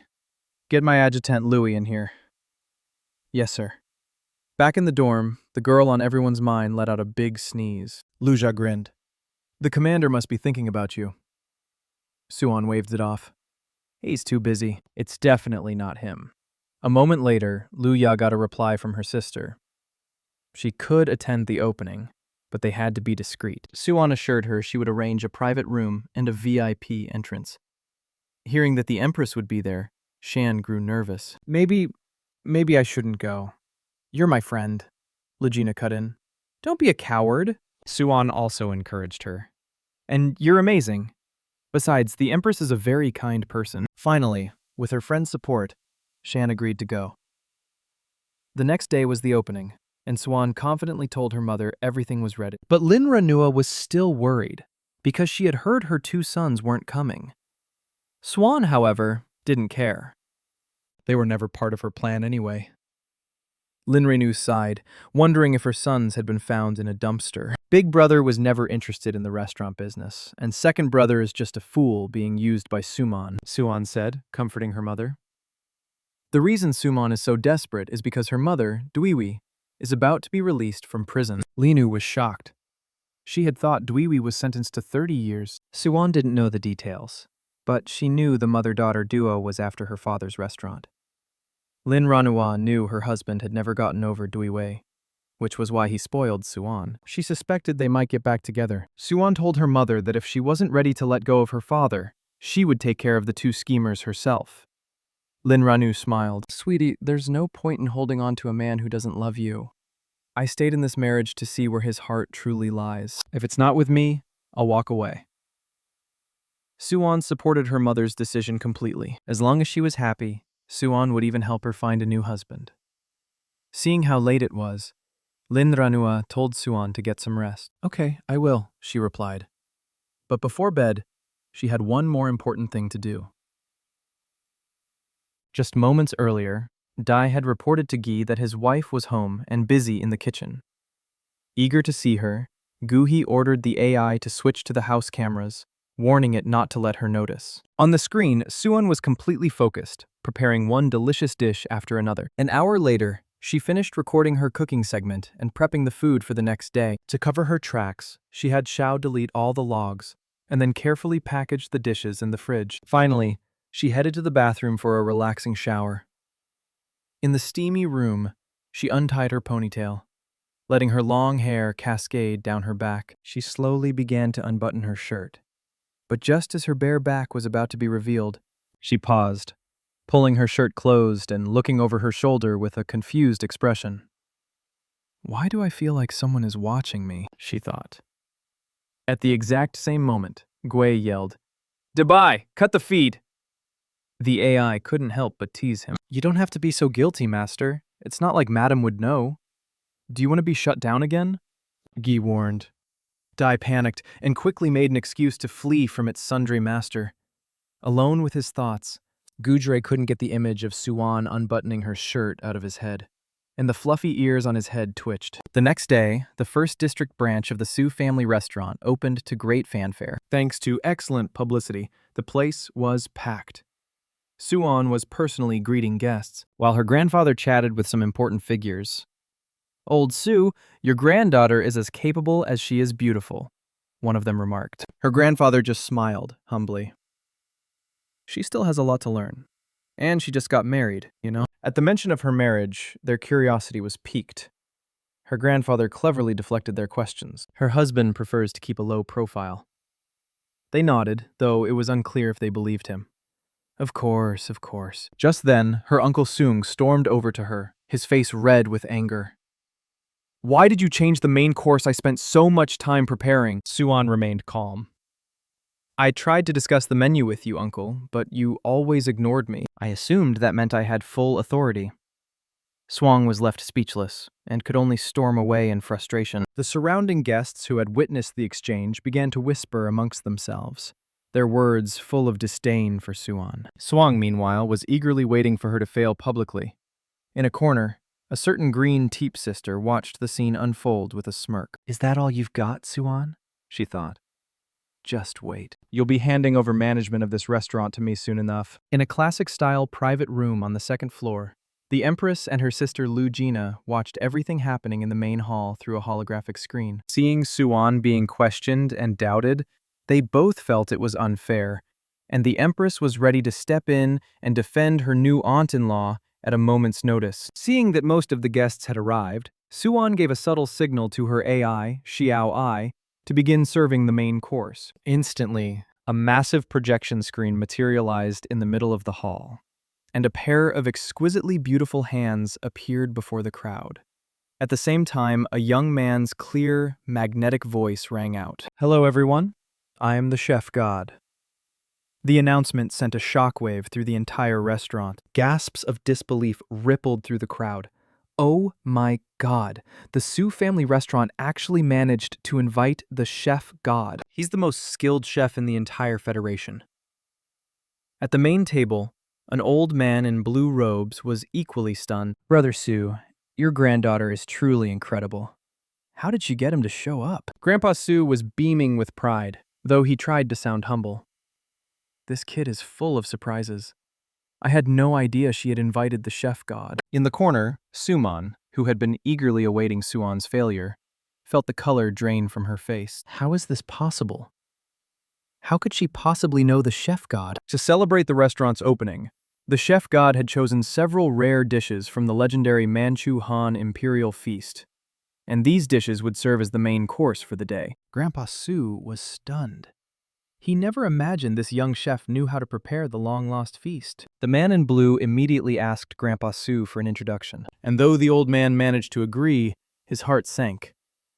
He'd never even met the chef god himself. The chef god's surprise appearance, coupled with his extraordinary cuisine, pushed the opening ceremony to an unprecedented high. He announced that the dishes from today's livestream would be auctioned off to the guests, with the highest biders getting to enjoy them. The crowd went wild, and the bidding was so frantic that the auction interface nearly crashed, pushing the already electric atmosphere to a whole new level.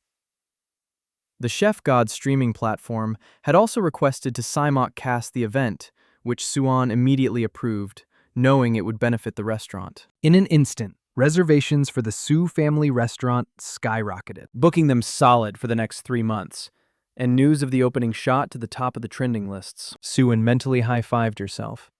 The influence of one chef god was worth more than her 2 brothers combined. Zuman, on the other hand, was practically vibrating with rage, her face a mask of fury. Damn it. What kind of trick did Suan use to hook the chef god? Just then, Sujan found her and told her to come to the main table to meet some industry veterans. Suan immediately wiped the resentment from her face and put on her best obedient daughter act. At the main table, Suan was sitting beside her grandfather, explaining the dishes, earning praise from the other guests. Just as the mood was getting comfortable, Sujan arrived with Suan in tow. Everyone, let me introduce you. This is our family's younger daughter, Suman. Suman gave a sweet, polite bow. It's an honor to meet you all. I'm Man. Grandpa Su's brow furrowed in annoyance. But for the sake of the family's reputation, he held his tongue. As for Suan, she didn't give Suman a second thought, merely glancing at her with indifference. Suman asked with faux innocence why Suan's husband hadn't arrived yet. Suan knew this little schemer couldn't go a day without stirring up trouble. Just as everyone was waiting for Suan's response, Grandpa Su finally lost his temper, and without another word, banished his scheming granddaughter to the kitchen to work. Though furious, she didn't dare defy him and slunk away. Sujin started to defend his precious daughter, but one icy glare from his father shut him down. Just then, the manager rushed in, flustered, to report that a combat-class starship had arrived outside. Fearing it would cause a panic, Suan quickly stood up and said she'd go take a look. She hurried out to the platform to see a familiar starship hovering overhead, causing the crowd below to look on in fear. Before she could process what was happening, a jacket with a familiar cool scent was draped over her shoulders. Guja had appeared behind her without a sound. She jumped, startled. Commander Gu, what are you doing here? A faint smile touched his stern face. I heard your family's restaurant was opening. I just finished up with work, so I thought I'd come join the fun. Dubai, his AI muttered to itself. Men and their pride. He obviously rushed here just to support Madam. The poor adjutant Li Rui was probably holding down the fort, all for the sake of the commander's love life. Zuan was genuinely touched by his arrival, but worried about his identity being exposed. She hesitated before finally asking, Are you okay with appearing as my husband? It's just with all these people watching, if you're not comfortable with it, I can. Before she could finish, Guja gave a simple, firm yes. She was a little stunned by how quickly he agreed. In that case, let's go. He gently took her hand and placed it on his arm. Much better. Let's go. As they walked into the restaurant side by side, he dashing and imposing, and she graceful and radiant, the crowd fell silent for a moment, before erupting into a frenzy of picture-taking. This was huge news. The first commander's mysterious wife was the daughter of the Su family. The video from their wedding was dug up, and the flood of information crashed the entire interstellar web. As they were walking, Suman suddenly appeared behind them and called out, Suan! Suan turned, one eyebrow raised. Shouldn't you be helping in the kitchen? Ignoring her, Suman looked directly at Gu, her eyes gleaming with malice. Commander Gu, it's so touching that you came all this way for my sister. But did you know she and that chef god have a very suspicious relationship? You're so good to her, but she's two-timing you. I feel so bad for you. Flash of fury appeared in Suan's eyes, wishing she could tear this little snake to pieces. In the next second, she lunged forward and wrapped her hand tightly around Suman's throat. Suman, do you really think I'm still that helpless little girl from the nutrient pod? Suman started to choke, panic seizing her as she feared this might be the end. Tears streamed down her face. I warned you, Suan, but you didn't listen, Suan said. releasing her and letting her drop to the floor like a piece of trash. Suwon gasped for air, terror still lingering in her eyes as she looked up at Suwon. Suwon, who just gave her a cold smile. From now on, you can go keep your mother company. Don't ever step foot in a Soo family restaurant again. Unwilling to accept defeat, Suman turned to Gae and cried, "She's a monster, Commander Gu. Can you really call someone this terrifying your wife?" She thought this would turn him against Swan, but Guju just gave her a dismissive glance. "And you are?" Swan froze, the words dying in her throat. Swan took Gu's arm, and they turned to leave. Watching them walk away, Suwon grounded her teeth in frustration. As they walked, Suwon started to explain about the chef god, but Gui cut her off. "I know. There's nothing going on between you two." A warmth spread through her chest. "Next time, I'll have the chef god make something special for you." The corner of Gudre's mouth turned up slightly. "Okay?" Suwon then brought him over to her grandfather. The old man was floored to see the famously busy commander in his restaurant. "Welcome, welcome, Commander Gu. What brings you here today?" "Juan told me the restaurant was opening, so I came to see." The other old men at the table, seeing the commander for the first time, all gathered around to greet him. Just then, Dai reported, "Sir, you have an urgent, unscheduled meeting. You're needed immediately." Guja looked at his terminal and frowned. Suwon understood. After saying goodbye to her elders, offered to walk him out, but he gently stopped her. "You should rest." He patted her on the head and told her to come home early. She nodded obediently. Grandpa Su watched them from the side, a happy grin on his face, thoroughly enjoying their sweet interaction.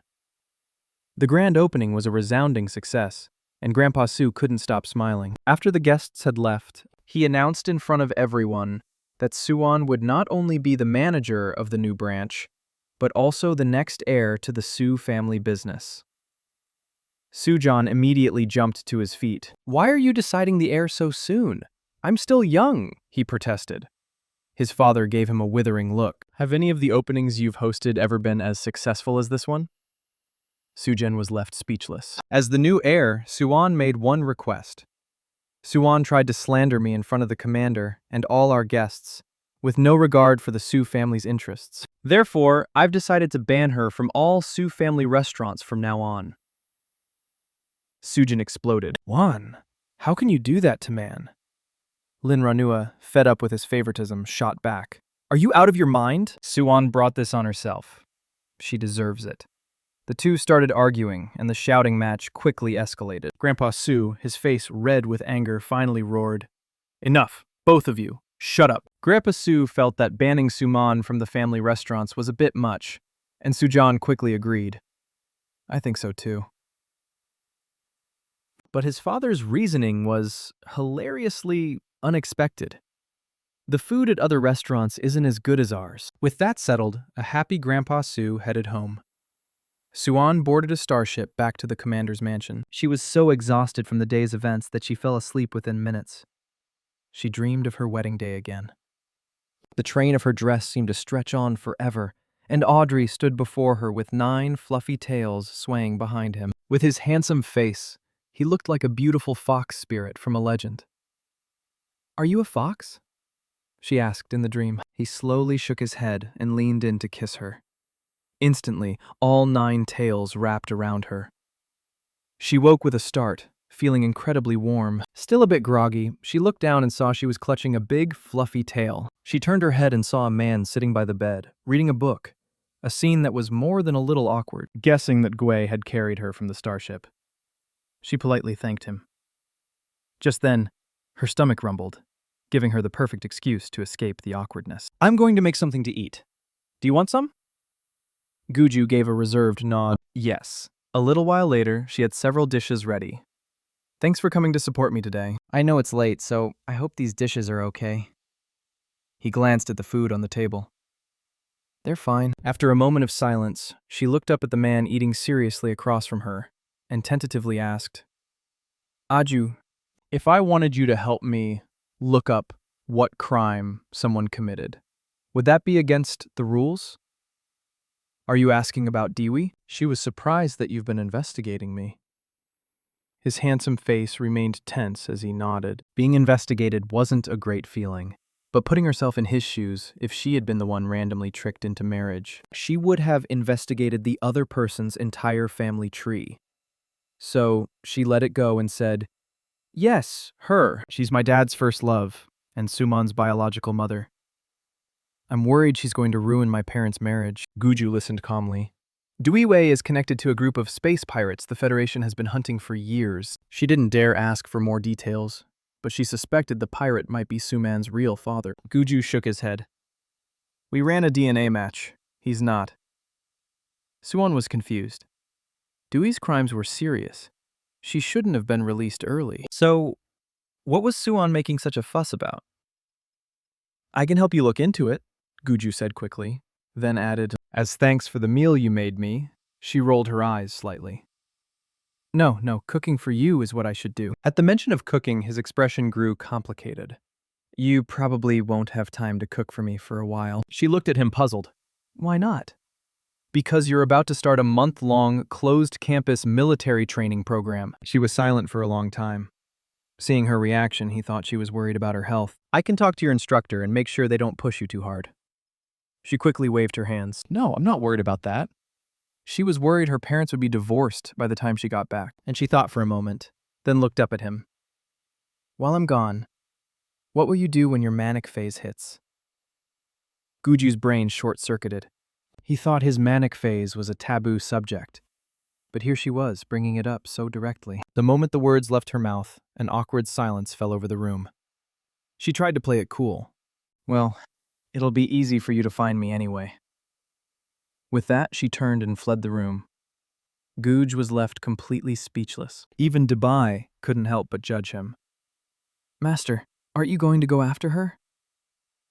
Back in her room, Suan's face was still burning. "What's there to be shy about?" she thought. "It's not like it's the first time." His manic phase is once a month, 12 times a year. That's as regular as my period. Speaking of which, she realized her period was late, probably due to all the recent stress. With no time to dwell on it, she quickly washed up and went to bed. The next day, Suan became the center of attention the moment she set foot on the Imperial University campus. All thanks to yesterday's public announcement. Crowd had gathered outside her dorm, gossiping excitedly about her and the commander. Her roommates, Shan and Luha, were trapped in the middle of it. Finally, Luina had enough. "What are you all doing here?" "It's so loud. If you have questions, go ask her yourself." That shut everyone up. Seeing her chance, Suan walked towards them. The crowd saw her and scattered. Luina raised an eyebrow. "Wow, are these people part rabbit?" Shenhan's eyes lit up. "Wan, you're finally here." Suan smiled at her dramatic expression. "What, did you miss me?"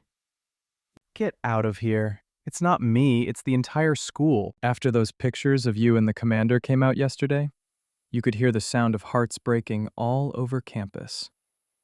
Suan could just imagine it. Just then, she saw a man in the corner, sneakily taking pictures of her. Luiga spotted him too, and was on him in a flash. "Delete those pictures now," she demanded. He immediately complied. Yes, of course." As the commotion died down, Suan happened to see a vial of special serum in Sean's bag. "Sean?" she asked, surprised. "Are you a beastman?" Shan nodded, explaining she was half beastman. Swan's curiosity was piqued, and she asked what her beast form was. Shan told her it was a type of bird, and she could grow wings. Suan was instantly envious. "You have wings? Can you fly?" Luigina leaned in, her eyes shining. "Turn into your beast form. Let us see." Faced with her two roommates' eager expressions, Shungan blushed. "Maybe some other time." The conversation made Suan think of a way, and she wondered what his full beast form looked like. She remembered his fluffy ears and that tail that was so satisfying to pet. She guessed he was a fox or a wolf or maybe some kind of hybrid. He even had some dog-like qualities. No, the great Commander Gu couldn't possibly be a dog. The curiosity was killing her. She wondered if he would tell her if she asked him directly. With her head full of questions, Zuan boarded the starship with the other students heading for the training base. The journey was 34 hours long, so the ship was equipped with dorms, training facilities, and even a mech combat simulation room. Lia suggested they go watch a match, and Suan and Shinan readily agreed. They were enjoying the show when they were approached by a die-hard Commander Guan, a tough-looking girl who stood nearly 6 feet tall. The 6-foot-tall girl was Pangula, Lia's longtime rival and a huge fan of Commander Gu. Hearing that Suan was the commander's wife, she had come to challenge her to a mech battle. Before Suan could even respond to this unexpected challenge, Luina was already boasting, "My Wan is definitely better than you." Pangila wasn't about to back down. Luigina happily accepted on Suan's behalf. "Fine, let's go." Who's scared? Suan felt a headache coming on since the medical program didn't have mech piloting classes. And since waking up from her recovery, she had been too busy with physical therapy, learning to cook, catching up on her studies, and fending off Suman to even touch a simulation pod. Pangila looked down at her. "You don't even know how to pilot a simulation mech. How are you worthy of Commander Gu?" But her condescending tone lit a fire in Suan, and she accepted the challenge. The two instructors exchanged worried glances. As a half-beastman, Pangila was incredibly strong, and they were afraid the commander's wife was about to get hurt. Suddenly, the instructors received a notification and were called to the ship's entrance. Suan used the time to quickly study the beginner's tutorial and realized the simulation was a lot like the old interstellar combat games from ancient Earth. Her confidence grew. The other students watching, however, were all worried for her, especially Shangan, who was wringing her hands nervously. Meanwhile, Suman and her roommate were in a corner snickering about Suan's poor health. Luigina heard them and shot them a death glare. "Who's whispering over there? Got something to say? Say it to my face." At the same time, Instructor Muley and his team were staring in shock as the stern and imposing commander guarded their training ship. Mule nervously asked why he was there, but Gu just coolly claimed he was catching a ride. Not daring to question him further, Mule quietly led him to the VIP lounge. Just then, Dubai reported that it couldn't reach Suan, but her location was pinged in the mech combat room. Gudre was both confused and concerned. He glanced back at Muley and asked what was going on. Muley was evasive. "The students are just interacting." One icy glare from Gare was all it took for Mule to spill the beans. "The students are holding an impromptu mech competition." Gujay understood immediately. "Take me there, now." The mech battle began with Suan in the blue mech and Pangila in the red. Pangila came out swinging, unleashing a relentless storm of attacks. Her mech's weapons fired at a dizzying pace, but Suan moved like a phantom, dodging every blast. Pangila's barrage was useless.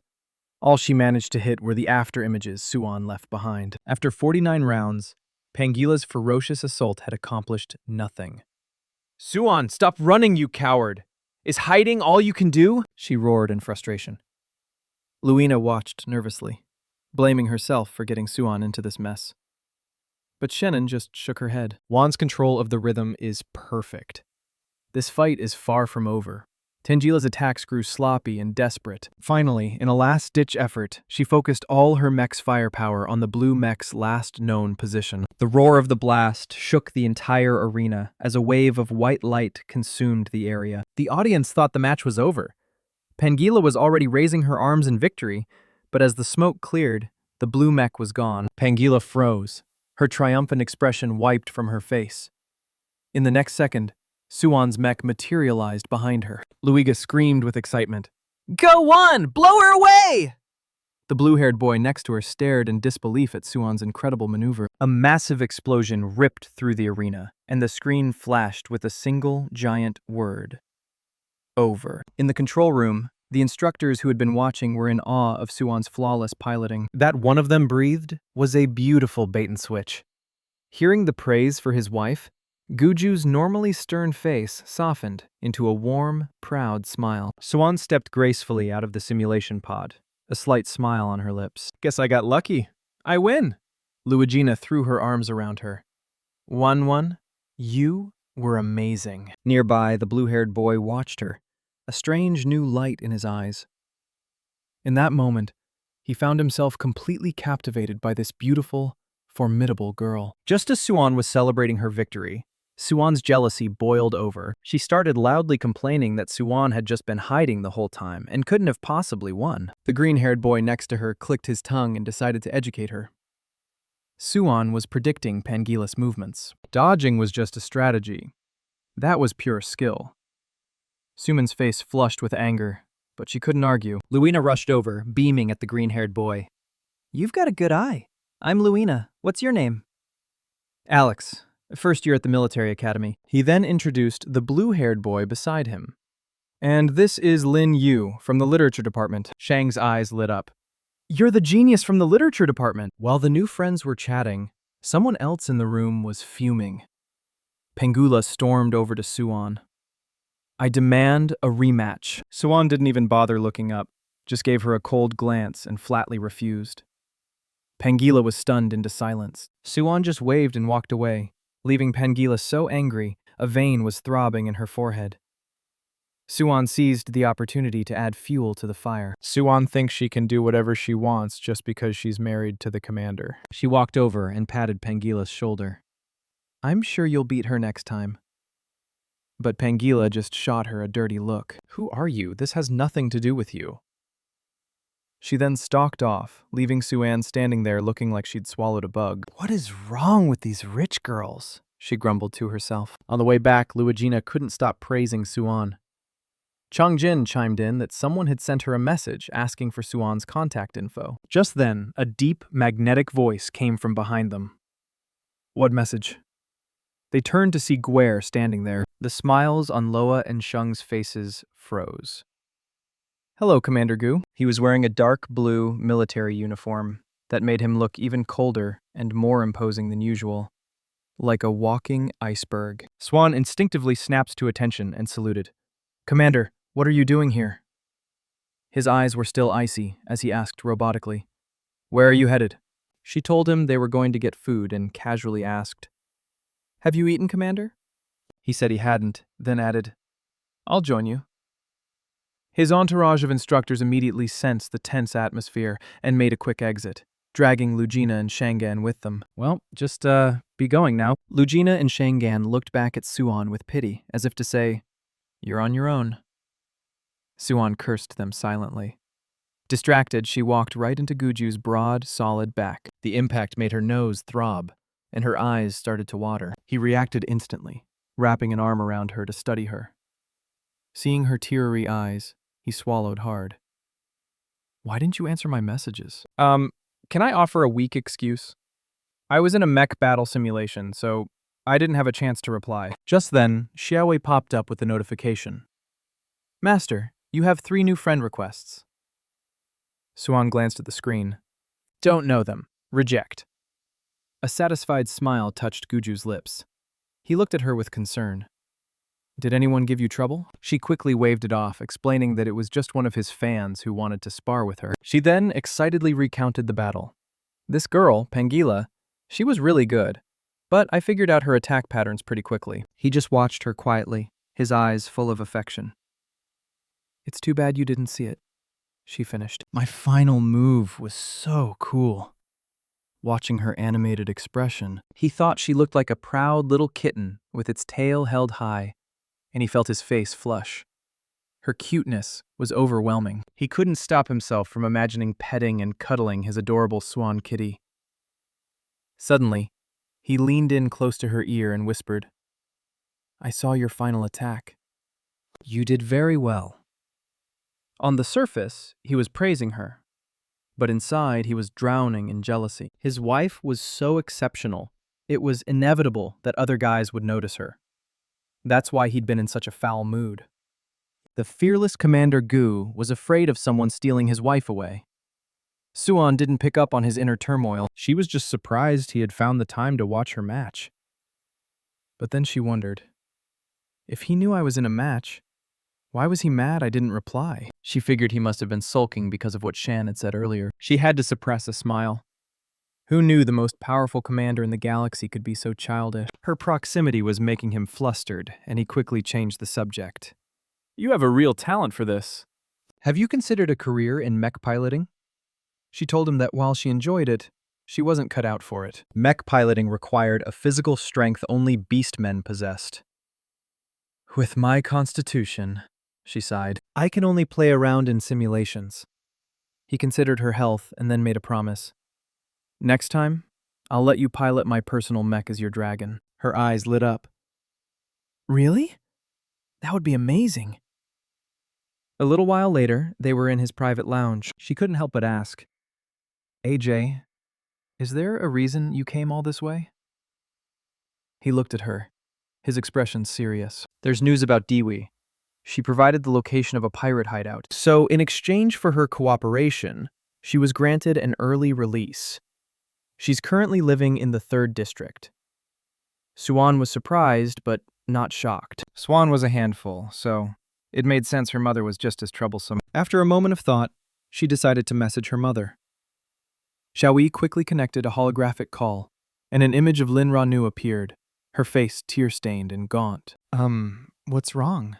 Suan asked, alarmed. It turned out Lin Ranui had found out about Duivi's release, and that her husband had been hiding her in their villa in the 3rd district.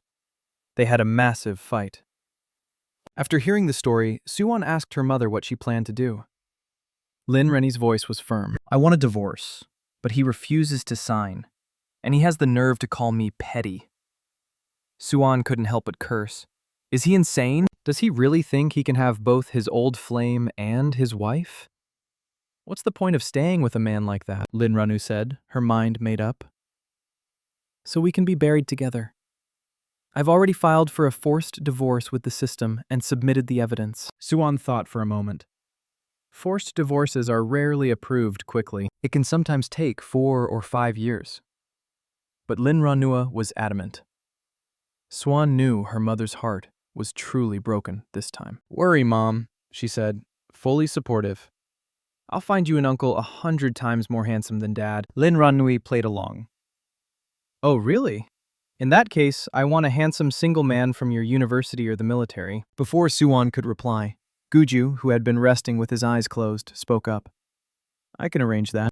She shot. Mom, I'm so sorry. I have to be at this training for another month, so I can't come home to be with you.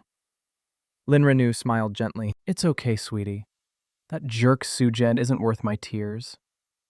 I'm actually planning to take a trip to clear my head. I'll probably be back around the time your training ends. As they were ending the call, Lin Ranua cautiously asked if the commander had taken her joke about finding a handsome man seriously.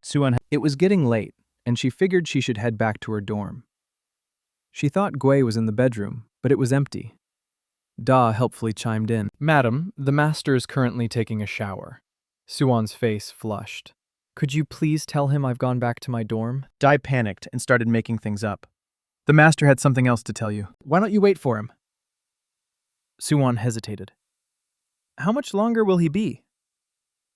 The AI's electronic eyes twinkled mischievously. Let me see.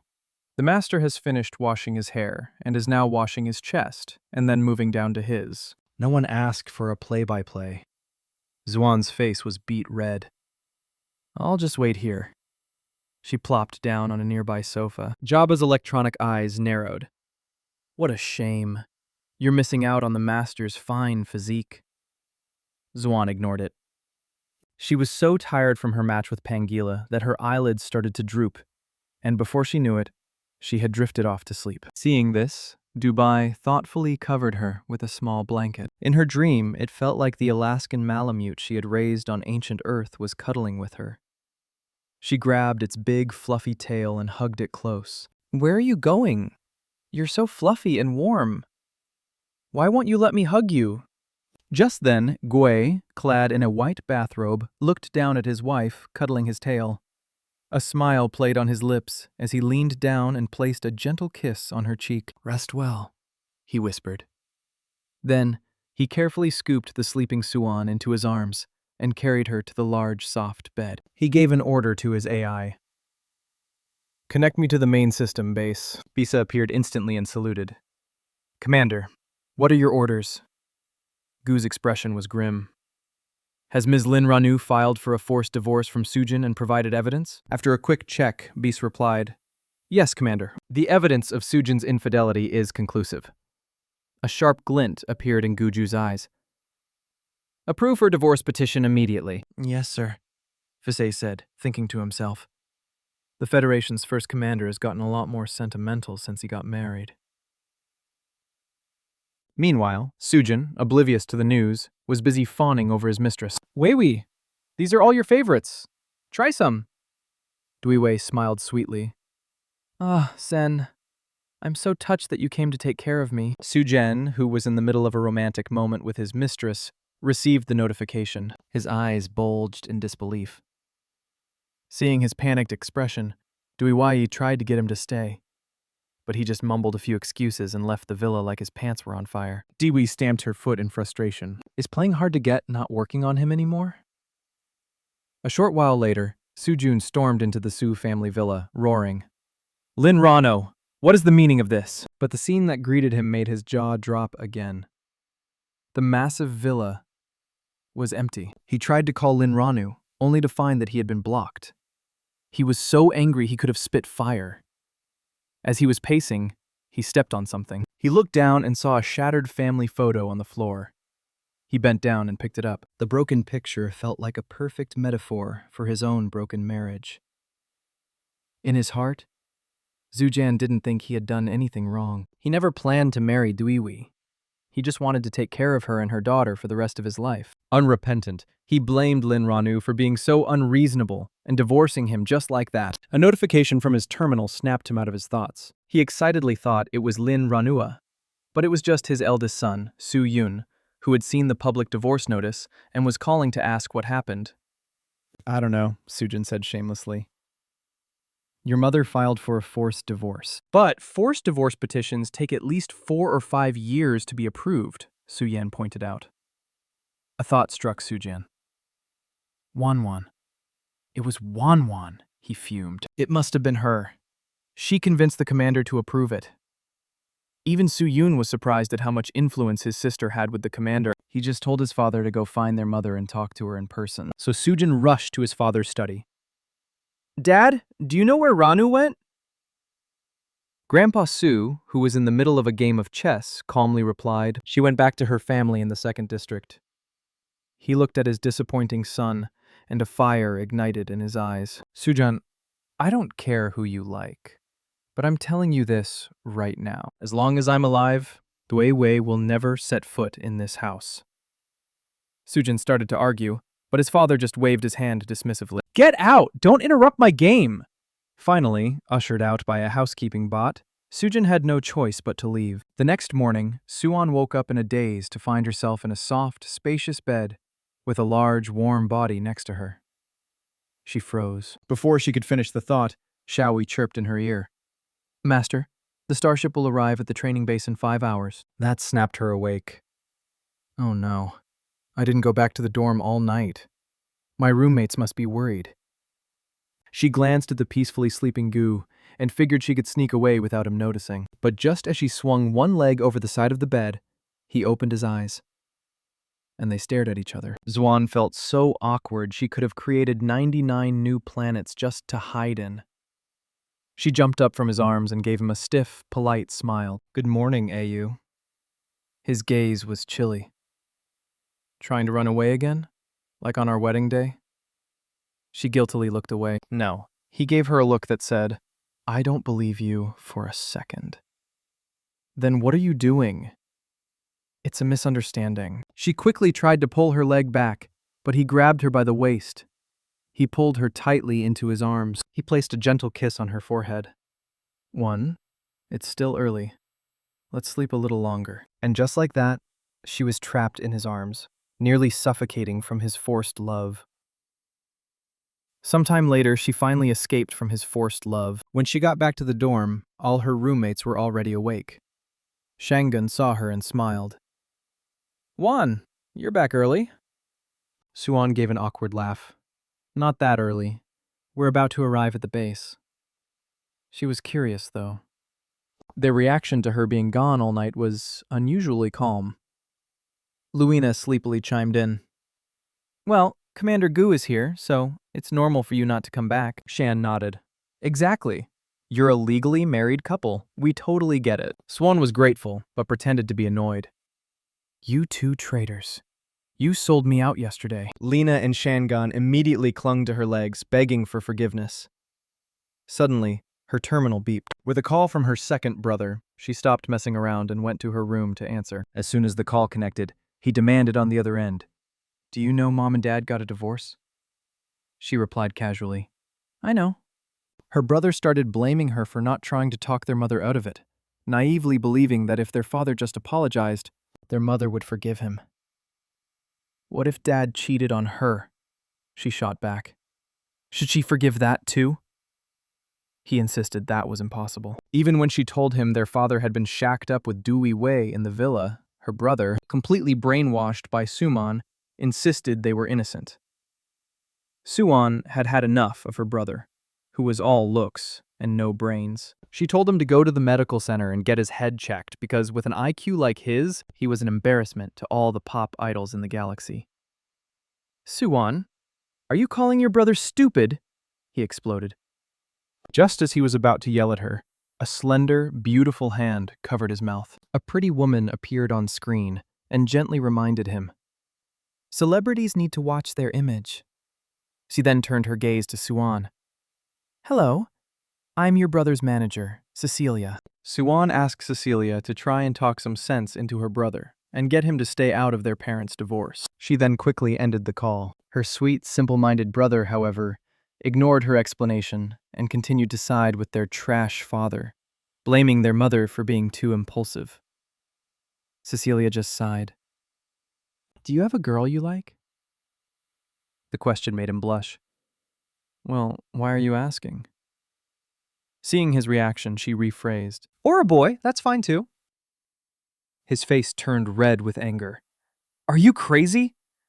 Let me put it another way. Let's say the girl you like is dating you, but she's also constantly going over to another man's house. How would you feel? He actually thought about it for a moment, then scratched his head. I can't imagine it. Cecilia sighed again, but then he added with a grin. But it does remind me of your annoying ex-husband who keeps bothering you. Is it the same thing? She was done trying to reason with an idiot. Just stay out of your parents' business, she ordered, then told him to fix his tie for his upcoming appearance. He fumbled with it, but he was completely useless with his hands. He looked at her with pleading eyes, and she finally sighed and yanked his tie. Come here, I'll do it for you. The sudden closeness made his heart start to race. Meanwhile, Suan had settled in and was ready for a good night's sleep. Don't sleep too deeply, Luena warned. You never know when the instructors will blow the whistle for a surprise drill. But Suan was so exhausted she was already asleep before Luena finished her sentence. Shangan looked at her with concern. Has Juan been too tired lately? Probably, Luena replied, then urged Shan to get some rest too. At 1:55 a.m., a voice blared over the base's broadcast system. All new students, assemble in the main square in 5 minutes. Shannon woke up first and quickly roused Suan and Luja. The three of them stumbled out to the square half asleep. Suan grumbled to herself. What is wrong with these instructors? A 2 a.m. assembly in the freezing cold? This is insane. Soon all the students had gathered. A stern-faced instructor announced that they would each be carrying a 100-year pack for a 5-hour endurance run through the forest surrounding the base. Anyone who didn't make it back by 7 a.m. would forfeit their breakfast. With a single command, the run began. The students shouldered their heavy packs and set off on the grueling journey. An hour later, they were still on a steep uphill path. Luena was panting, cursing the instructors. Shang-An, with her beastman's stamina, was still doing fine. Luena turned to check on Suan and saw that her face was pale and she was struggling to breathe. Juan, are you okay? She asked, rushing to her side. She thought back to the 1 or 2 times with Ayu, then realized with a jolt that her period was late this month. Moreover, recently she had been feeling unusually sleepy. All the signs pointed to a single possibility.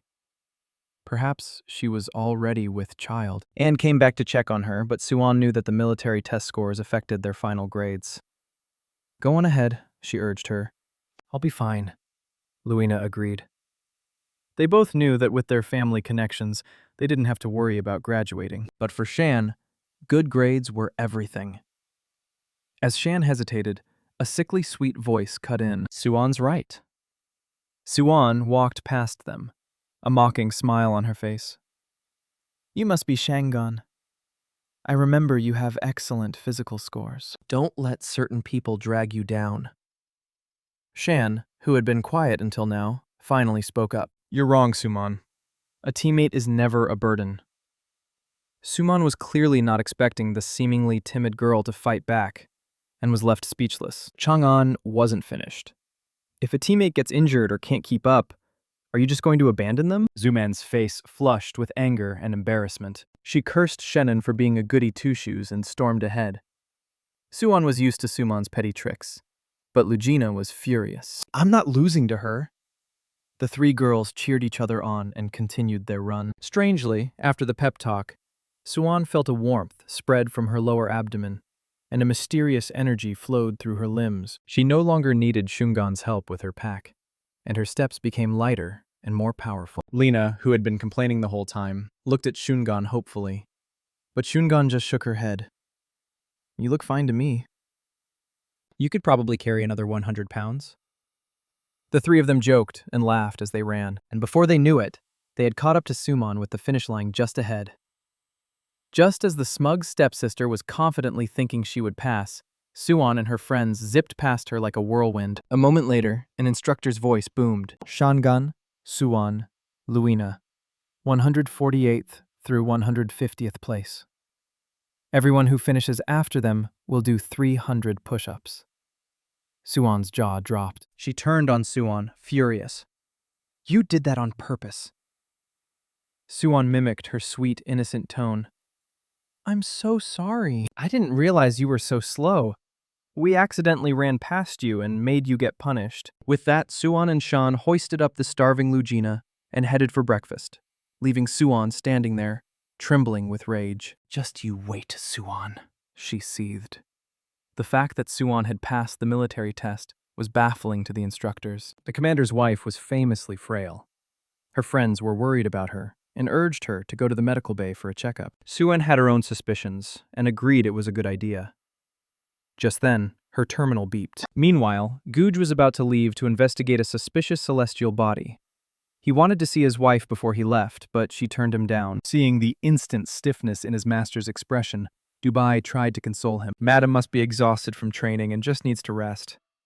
But when it checked her location and saw she was in the medical bay, it let out a cry of alarm. Hearing this, the normally calm Gui was calm no longer. He turned and rushed towards the medical bay without a second thought. In the med bay, Suan stared at the word pregnant on her test results, a mix of emotions swirling inside her. Before she could process it, she heard Guju's anxious voice from behind her. 1. Are you hurt? She instinctively turned, blocking the screen with her body, and tried to sound calm. I'm fine, just getting a routine checkup. He saw the strange look on her face and tried to see the report, but she stopped him. This report might not be accurate. Let me take the test again. His eyes filled with pain and sympathy. No matter what it is, he said gently. I'll do everything I can to get you the best treatment. She looked up at him, her eyes full of shyness and uncertainty. Finally, she worked up the courage to ask. AJ? Do you like kids? He froze for a second. Then a look of dawning comprehension crossed his face. One? He asked tentatively. Are you? She blushed and gave a tiny nod. I can't believe it either. It only took 2 times. A proud grin spread across his face. Well, I am the most superior beast man. But Suan was still worried the test was wrong. Seeing her hesitation, he thought she didn't want the baby. No, that's not it, she said quickly. It's just so sudden. He gently stroked her head. Don't worry. I'll take care of everything. He then carefully escorted her back to his private lounge and called for the military's head doctor to see her. Hello, madam. I'm Wang Qing, the senior medical officer accompanying this mission. She then performed a more thorough examination. The results showed that both mother and baby were in excellent health, and based on the data, the baby was very likely to be a beast man. Suan was both shocked and thrilled. Does this mean I can still participate in the training? Dr. Uwang smiled. Of course, the baby's vitals are all excellent. It might even be able to help you if you run into any danger. A thought flashed through Suan's mind. My baby is my secret weapon. Juan, after your training is over, let's have a wedding. She looked up, surprised. Aji, weren't you happy with our first wedding? He shook his head his eyes full of tenderness. I feel bad that I didn't announce my identity when we first got married. You don't have to worry about a thing this time. I'll arrange everything. With that, he placed a gentle kiss on her forehead. Her heart skipped a beat. She thought back to Ho Yi-chong, who had always seemed polite and respectful, but was ultimately all talk. He hadn't lifted a finger for their wedding and then didn't even show up. Now here was Guju showing her through his actions how much he cared for and cherished her. The contrast was impossible to ignore. She nodded, agreeing to the new wedding. Just then, Dabai reminded him it was time to leave for the Zerg investigation. He stood up but still fussed over her. If you feel uncomfortable at all during training, you have to stop immediately. I've given you access to my private lounge, and I sent you Dr. Wong's contact information. Bai Hu has set up a special encrypted channel for you, so you can contact me anytime. Seeing him being so motherly, she couldn't help but smile. Ah, Jay, you've become such a nag. He just gave her a fond smile. Wait for me, I'll be back soon. He then called Guilan to tell him about the second wedding. The emperor didn't seem surprised. But when Gui added, "Zilan, you're going to have a little cousin," he completely lost it. Holy crap. I thought you were going to die alone, uncle. Not only did you get married, but now you're going to be a dad. Gilan was so excited, he immediately started planning the most extravagant wedding the universe had ever seen. But before he could get too carried away, Guju had work to do. His adjutant, Li Ruer, rushed in. "Commander, we found a large number of Zerg, along with a damaged starship." Guju's expression turned grim. "Signal all ships. We're attacking together. Wipe them out." Meanwhile, Suan called Lin Ranu. Mom, I have some good news. I'm pregnant. Lin Renwei was overjoyed and immediately wanted to move to the training base to take care of her. "Don't worry, Mom. The baby is very healthy," Suan reassured her. "But Awei wants to have another wedding ceremony, and I might need your help with that." Her mother happily agreed, then shared some good news of her own. Her divorce had been finalized, and it seemed the commander had pulled some strings. Zuan was surprised he hadn't mentioned it to her, but she figured she could ask him about it later. Just then, Xiaowei reminded her that training was about to start, and she had to end the call with her mother. Luiga heard about Suan's pregnancy from her sister, the Empress, and immediately sought her out to confirm the news. When Suan nodded, Shangan was so shocked she did a spit take with her water. "What?" Suan's expression changed, and she quickly shushed them, asking them to keep it a secret. Her friends were worried the intense training would be too much for her, but Suan just smiled and said the doctor had cleared her. Just then, a familiar voice called out, "Wan, are you sick?" She looked up and saw Suan clinging to Hoi Chong's arm as they walked towards her. "What's it to you?" she snapped. Hoi Chong immediately shook Suan off and approached Suan with a look of fake concern. The sight of him made her stomach churn, and the closer he got, the worse she felt. The next second, she doubled over and threw up all over his shoes. Shang reacted instantly, rushing to support her. Suan herself was stunned for a moment before she realized what was happening. The legendary morning sickness. She seriously suspected her little secret weapon was doing this on purpose to get back at him for his dad. When she composed herself, she saw that both her teammates and their opponents were staring at her. She gave an embarrassed laugh. "It's nothing, I just ate something bad." Suman snorted. "You obviously did that on purpose." Suan just sighed. "You're right. Every time I see you two, I remember how he ditched me at the altar. It's pretty disgusting." Suman was left speechless and looked to Ho Yi-chong for help, but he remained silent. That afternoon, the two teams faced off in a relay race consisting of swimming, high jump, long jump, and climbing. As luck would have it, they were up against Suman and Hoya Chong. Suan and Shangan were teamed up with two other guys. The one with green hair, a beast man named Alex, beamed at Suan and gave her a wink. "Commander Gu is my idol." "Don't worry, Suan. I've got your back." The other boy, Lin Yu, had black hair and a quiet, scholarly look. Suan was happy with their team with a good mix of brains and brawn. She felt like they had this in the bag. Alex volunteered for the high jump. "I can easily clear 4 meters. First place will be a piece of cake." Suan was impressed. "Good thing this base has gravity, or this kid would be in orbit." Alex grinned. "Pretty cool, right?" "Yeah, you're the best." They all agreed. In the end, Shungan chose climbing. Lin Yu took the long jump, and Suwon was left with swimming. At the same time, Suwon was staring at Suwon with a malicious glint in her eye. Unsurprisingly, she also chose swimming, clearly intending to beat Suwon. Before the race even started, she began her taunts. My mother is out of prison now. Just you wait until after this training is over. Suwon was unfazed and just mimicked her sweet, innocent tone, but loud enough for everyone to hear. Man, you're saying your mother is getting out of prison soon? Oh, congratulations. Suwon's face looked like she had just swallowed a whole swarm of flies. Suwon, you did that on purpose. Suwon just laughed cheerfully and nodded. While Suwon was distracted, Suwon dove into the water. Suwon's eyes went wide, and she immediately tried to report Suwon for a false start. The instructor just gave her a tired look. The race has already begun. Furious, Suwon dove in after her, a dark look in her eyes. You asked for this, Suwon. As they neared the end of the pool, Suwon suddenly felt an electric current spread through the water, making her limbs tingle and go numb.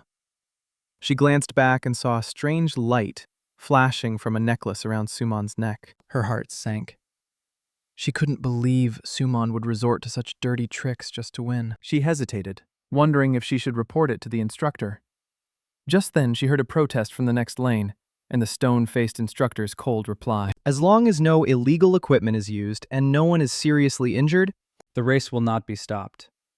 Suwon understood that the instructors wouldn't intervene for a minor infraction like this. She was worried, not for herself, but for the baby. With Suwon closing in, she decided to just push through to the end. Just then, she felt a warmth in her lower abdomen, and her strength returned.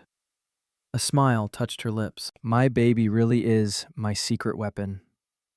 Duan, on the other hand, felt her triumphant smile freeze on her face. To her horror, her own limbs started to go numb uncontrollably, and she began to sink. By then, Suwon had already climbed out of the pool. Shangan was the first to rush to her side. Won, are you okay?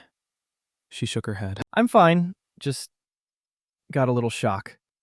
Liu thoughtfully handed her a towel, his heart skipping a beat. At the same time, the crowd noticed that Suwon had passed out in the water.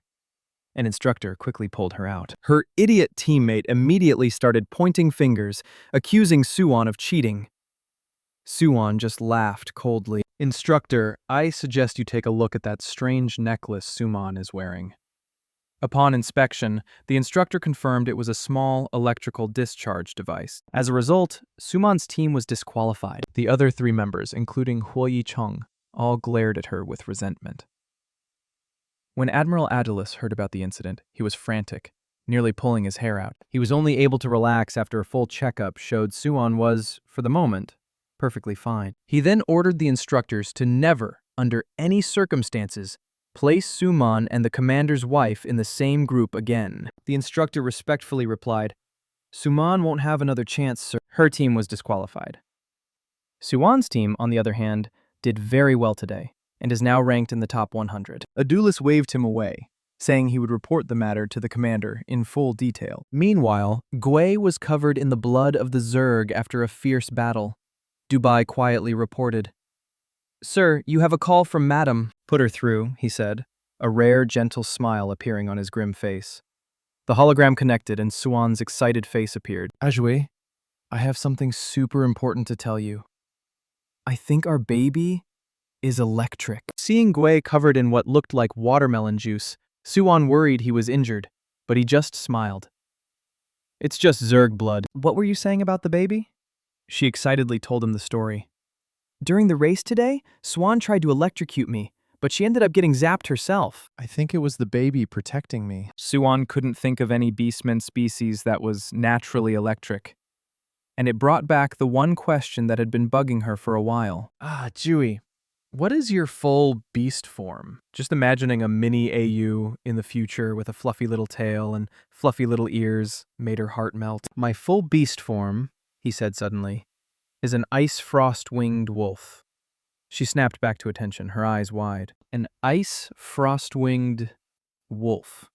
Does that mean you have big wings? Can I see? He could hear the delight in her voice, but he had to disappoint her. She would have to wait another month to see it.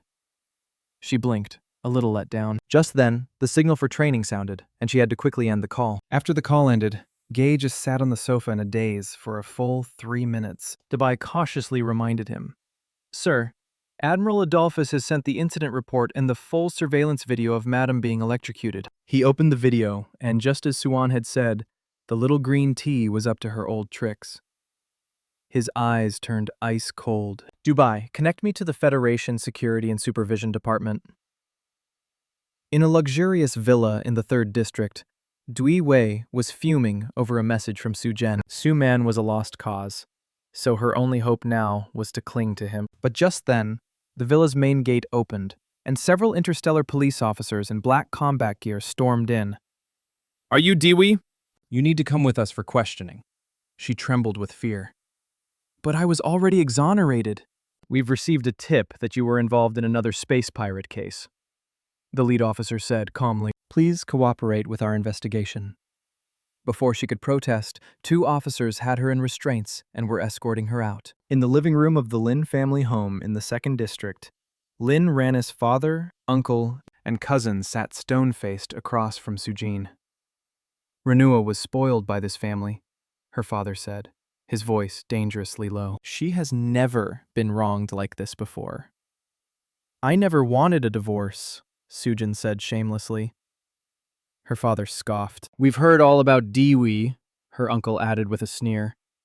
"She's so lucky to have someone raise her daughter for her. It seems you've been taking good care of both of them." "The only one I want to take care of is Renu," Sujin insisted. Her father was done talking.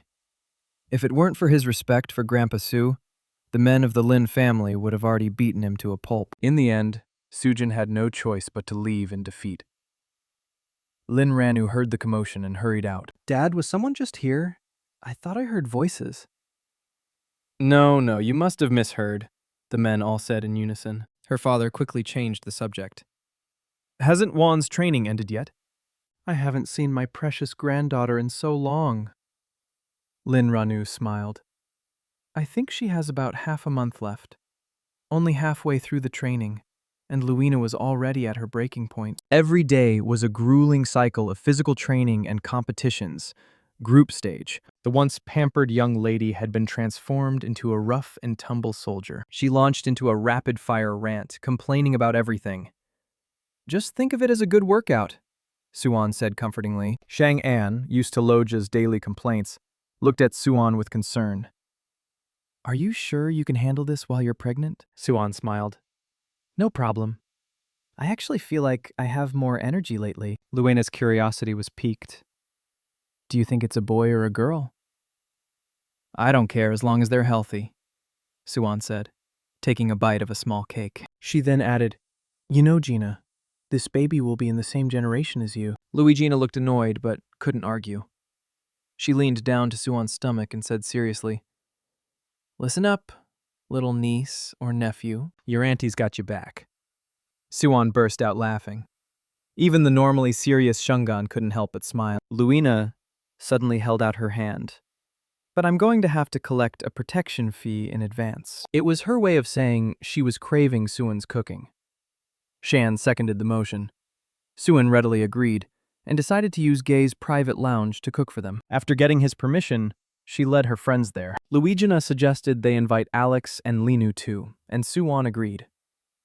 While they were waiting for the elevator, they ran into Director Moulet from the military academy. The group immediately straightened up and saluted. "Where are you all headed?" he asked, his expression serious. "It's our afternoon off, and they wanted to try my cooking," Suan explained. "Commander Gu's kitchen is fully stocked, so we were going to use that." "You can cook?" he asked, surprised. "My family owns restaurants, so I know a few things," she said, then politely added, "Would you like to join us, Director Mu?" To everyone's surprise, he actually agreed. The silence in the elevator was deafening. Luja awkwardly kicked the ground and subtly nudged Alex to make conversation. "I don't really know him," he whispered back. Neil was about to light a cigarette, but paused when his eyes met Swan's. He put it away. "My apologies. I forgot about your condition." "It's fine," she said with a polite smile. "Thank you for your consideration, Director." He tucked the cigarette back into his pocket, then changed the subject. "Suan, you're an exceptional student. Have you ever considered changing your major?" Director Muley wanted to recruit Swan for the command track at the military academy, but Swan wasn't a beast man, and she worried her spiritual energy wasn't strong enough for the program's demanding requirements. So she recommended Shan Ann instead. She's a beast man, and she's brilliant. If it weren't for the regional enrollment restrictions, she would be the perfect candidate for the military academy. Mule looked at Shangan and nodded in approval, saying she was already on the watch list for outstanding students, but he still wanted Suan. Physical conditioning isn't an issue, and spiritual energy can be trained. Suan knew her soul had once traveled to ancient Earth, which made her spiritual energy a bit unstable. But that was impossible to explain. She just said she needed to discuss it with the commander first. At the mention of the commander, Muley dropped the subject. A little while later, Suan had skillfully prepared a plate of phoenix tail shrimp dumplings. Their exquisite appearance drew gasps of admiration from the others, who all begged her to teach them. Suan happily agreed and started the lesson. Okay, everyone, grab a dumpling wrapper. She then turned to Muley, who was sipping tea on the side, and invited him to join. He was a little hesitant, but agreed. Place a bit of filling and a shrimp in the center, she instructed. Everyone thought it looked easy, but when it came to the next step, Swan's hands moved in a blur, pinching and folding the wrapper with practiced ease. In the blink of an eye, a perfect dumpling appeared in her hand. Surprisingly, the first person to get it right was Director Muley. Alex's jaw dropped. He leaned in close to the director and teased. You must be a natural at this, Director. Do you often help your wife with housework? She must be very happy. Muley looked down slightly. I'm not married, but yes, I do know how to do housework. His expression then turned serious. Alex, a wife is a partner to be cherished, not a maid. Hearing this, Suan's matchmaking senses started tingling. Good character, handsome, and well off. Mule was the perfect candidate for her mom's new husband. Alex, undeterred, pressed on. You're so amazing, Director. How are you still single at 39? Are your standards too high? Suan was also curious. For such an amazing guy to still be single, there must be a story there. Noticing her speculative gaze, Mule quickly changed the subject. Let's just focus on the dumplings. The room filled with laughter as everyone went back to their task. Alex and Luina, the bickering pair, were practically having a food fight. Shangan, on the other hand, was all thumbs. A shrimp slipped from her grasp and went flying, landing perfectly on top of Lai's head. The whole room erupted in laughter. Shungan's face turned beet red as she apologized profusely. Mule watched the group of young people and smiled. It was nice to be young.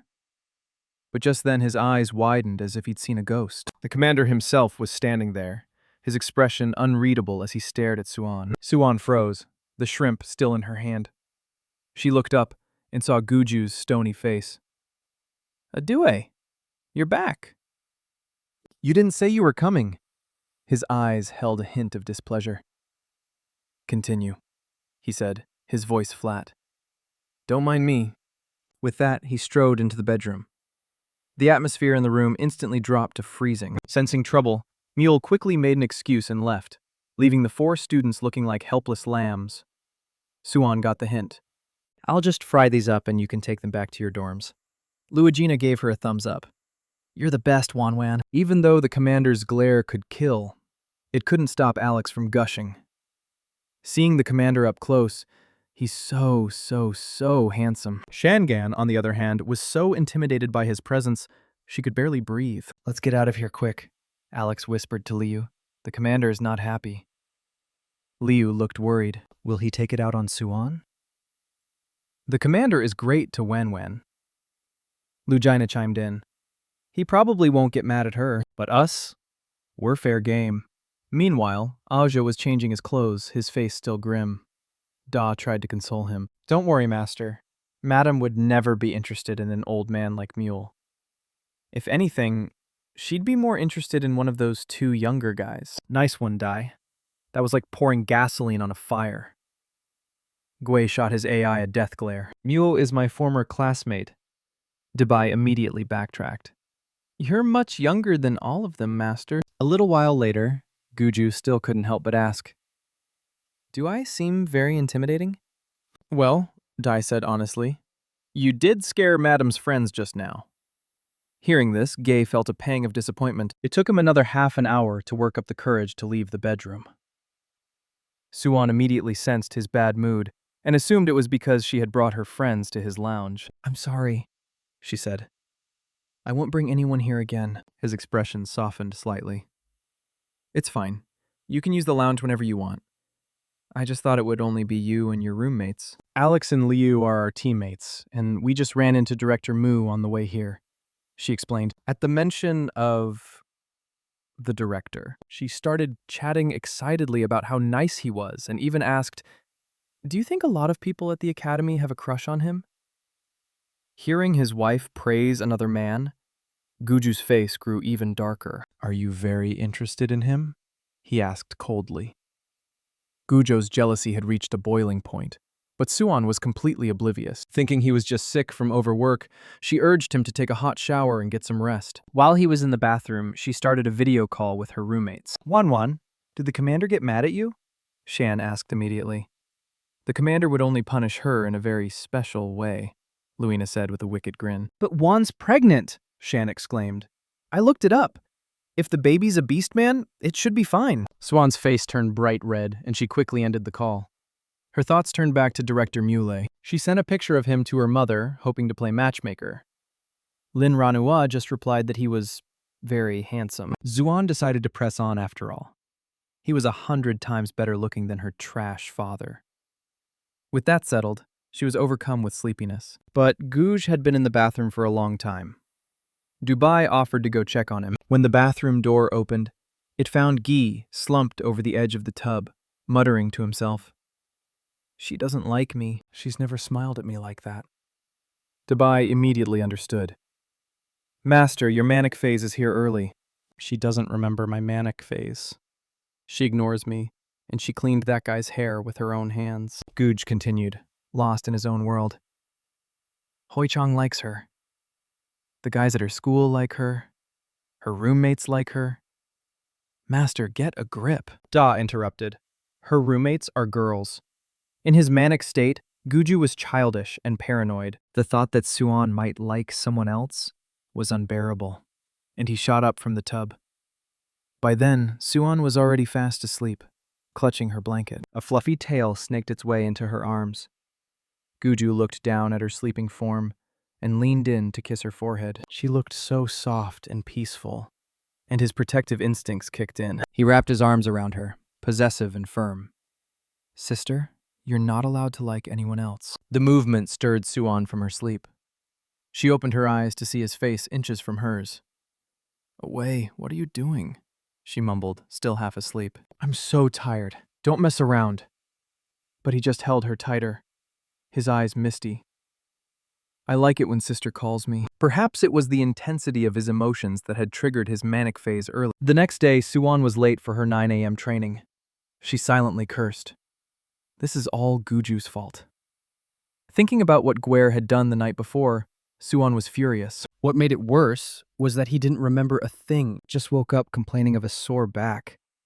She was in a foul mood all morning, and the poor guy she was sparring with paid the price. She beat him so badly he started to cry.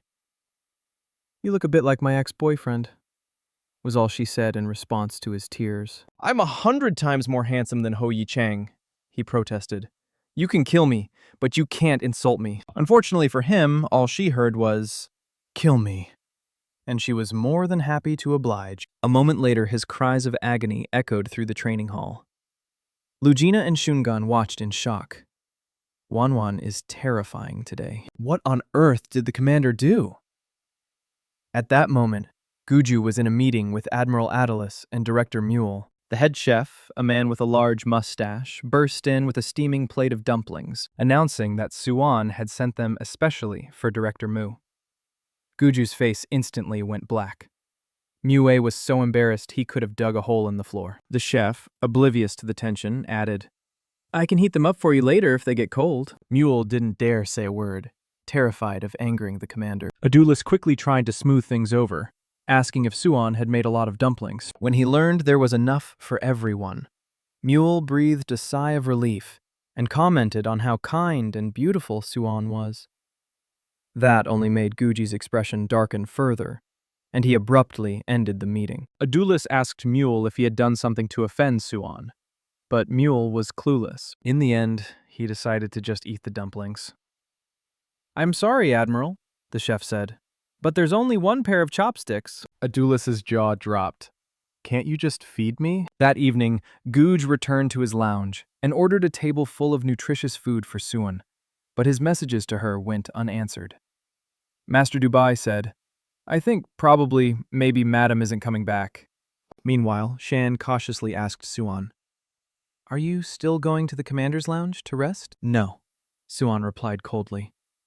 She was furious that Guji hadn't immediately explained what had happened the night before. She went to bed early, but just tossed and turned, her mind racing. What does he think I am? Does his manic face give him a free pass to do whatever he wants? For the next 2 days, she made excuses not to see him. Luigina and Xing'an suspected they had gotten into a fight. After 3 nights of sleeping alone, Gay finally figured it out. "Dubai?" he asked. "She's not answering my messages. Is she angry?" Dee silently grumbled. Took you long enough to figure that.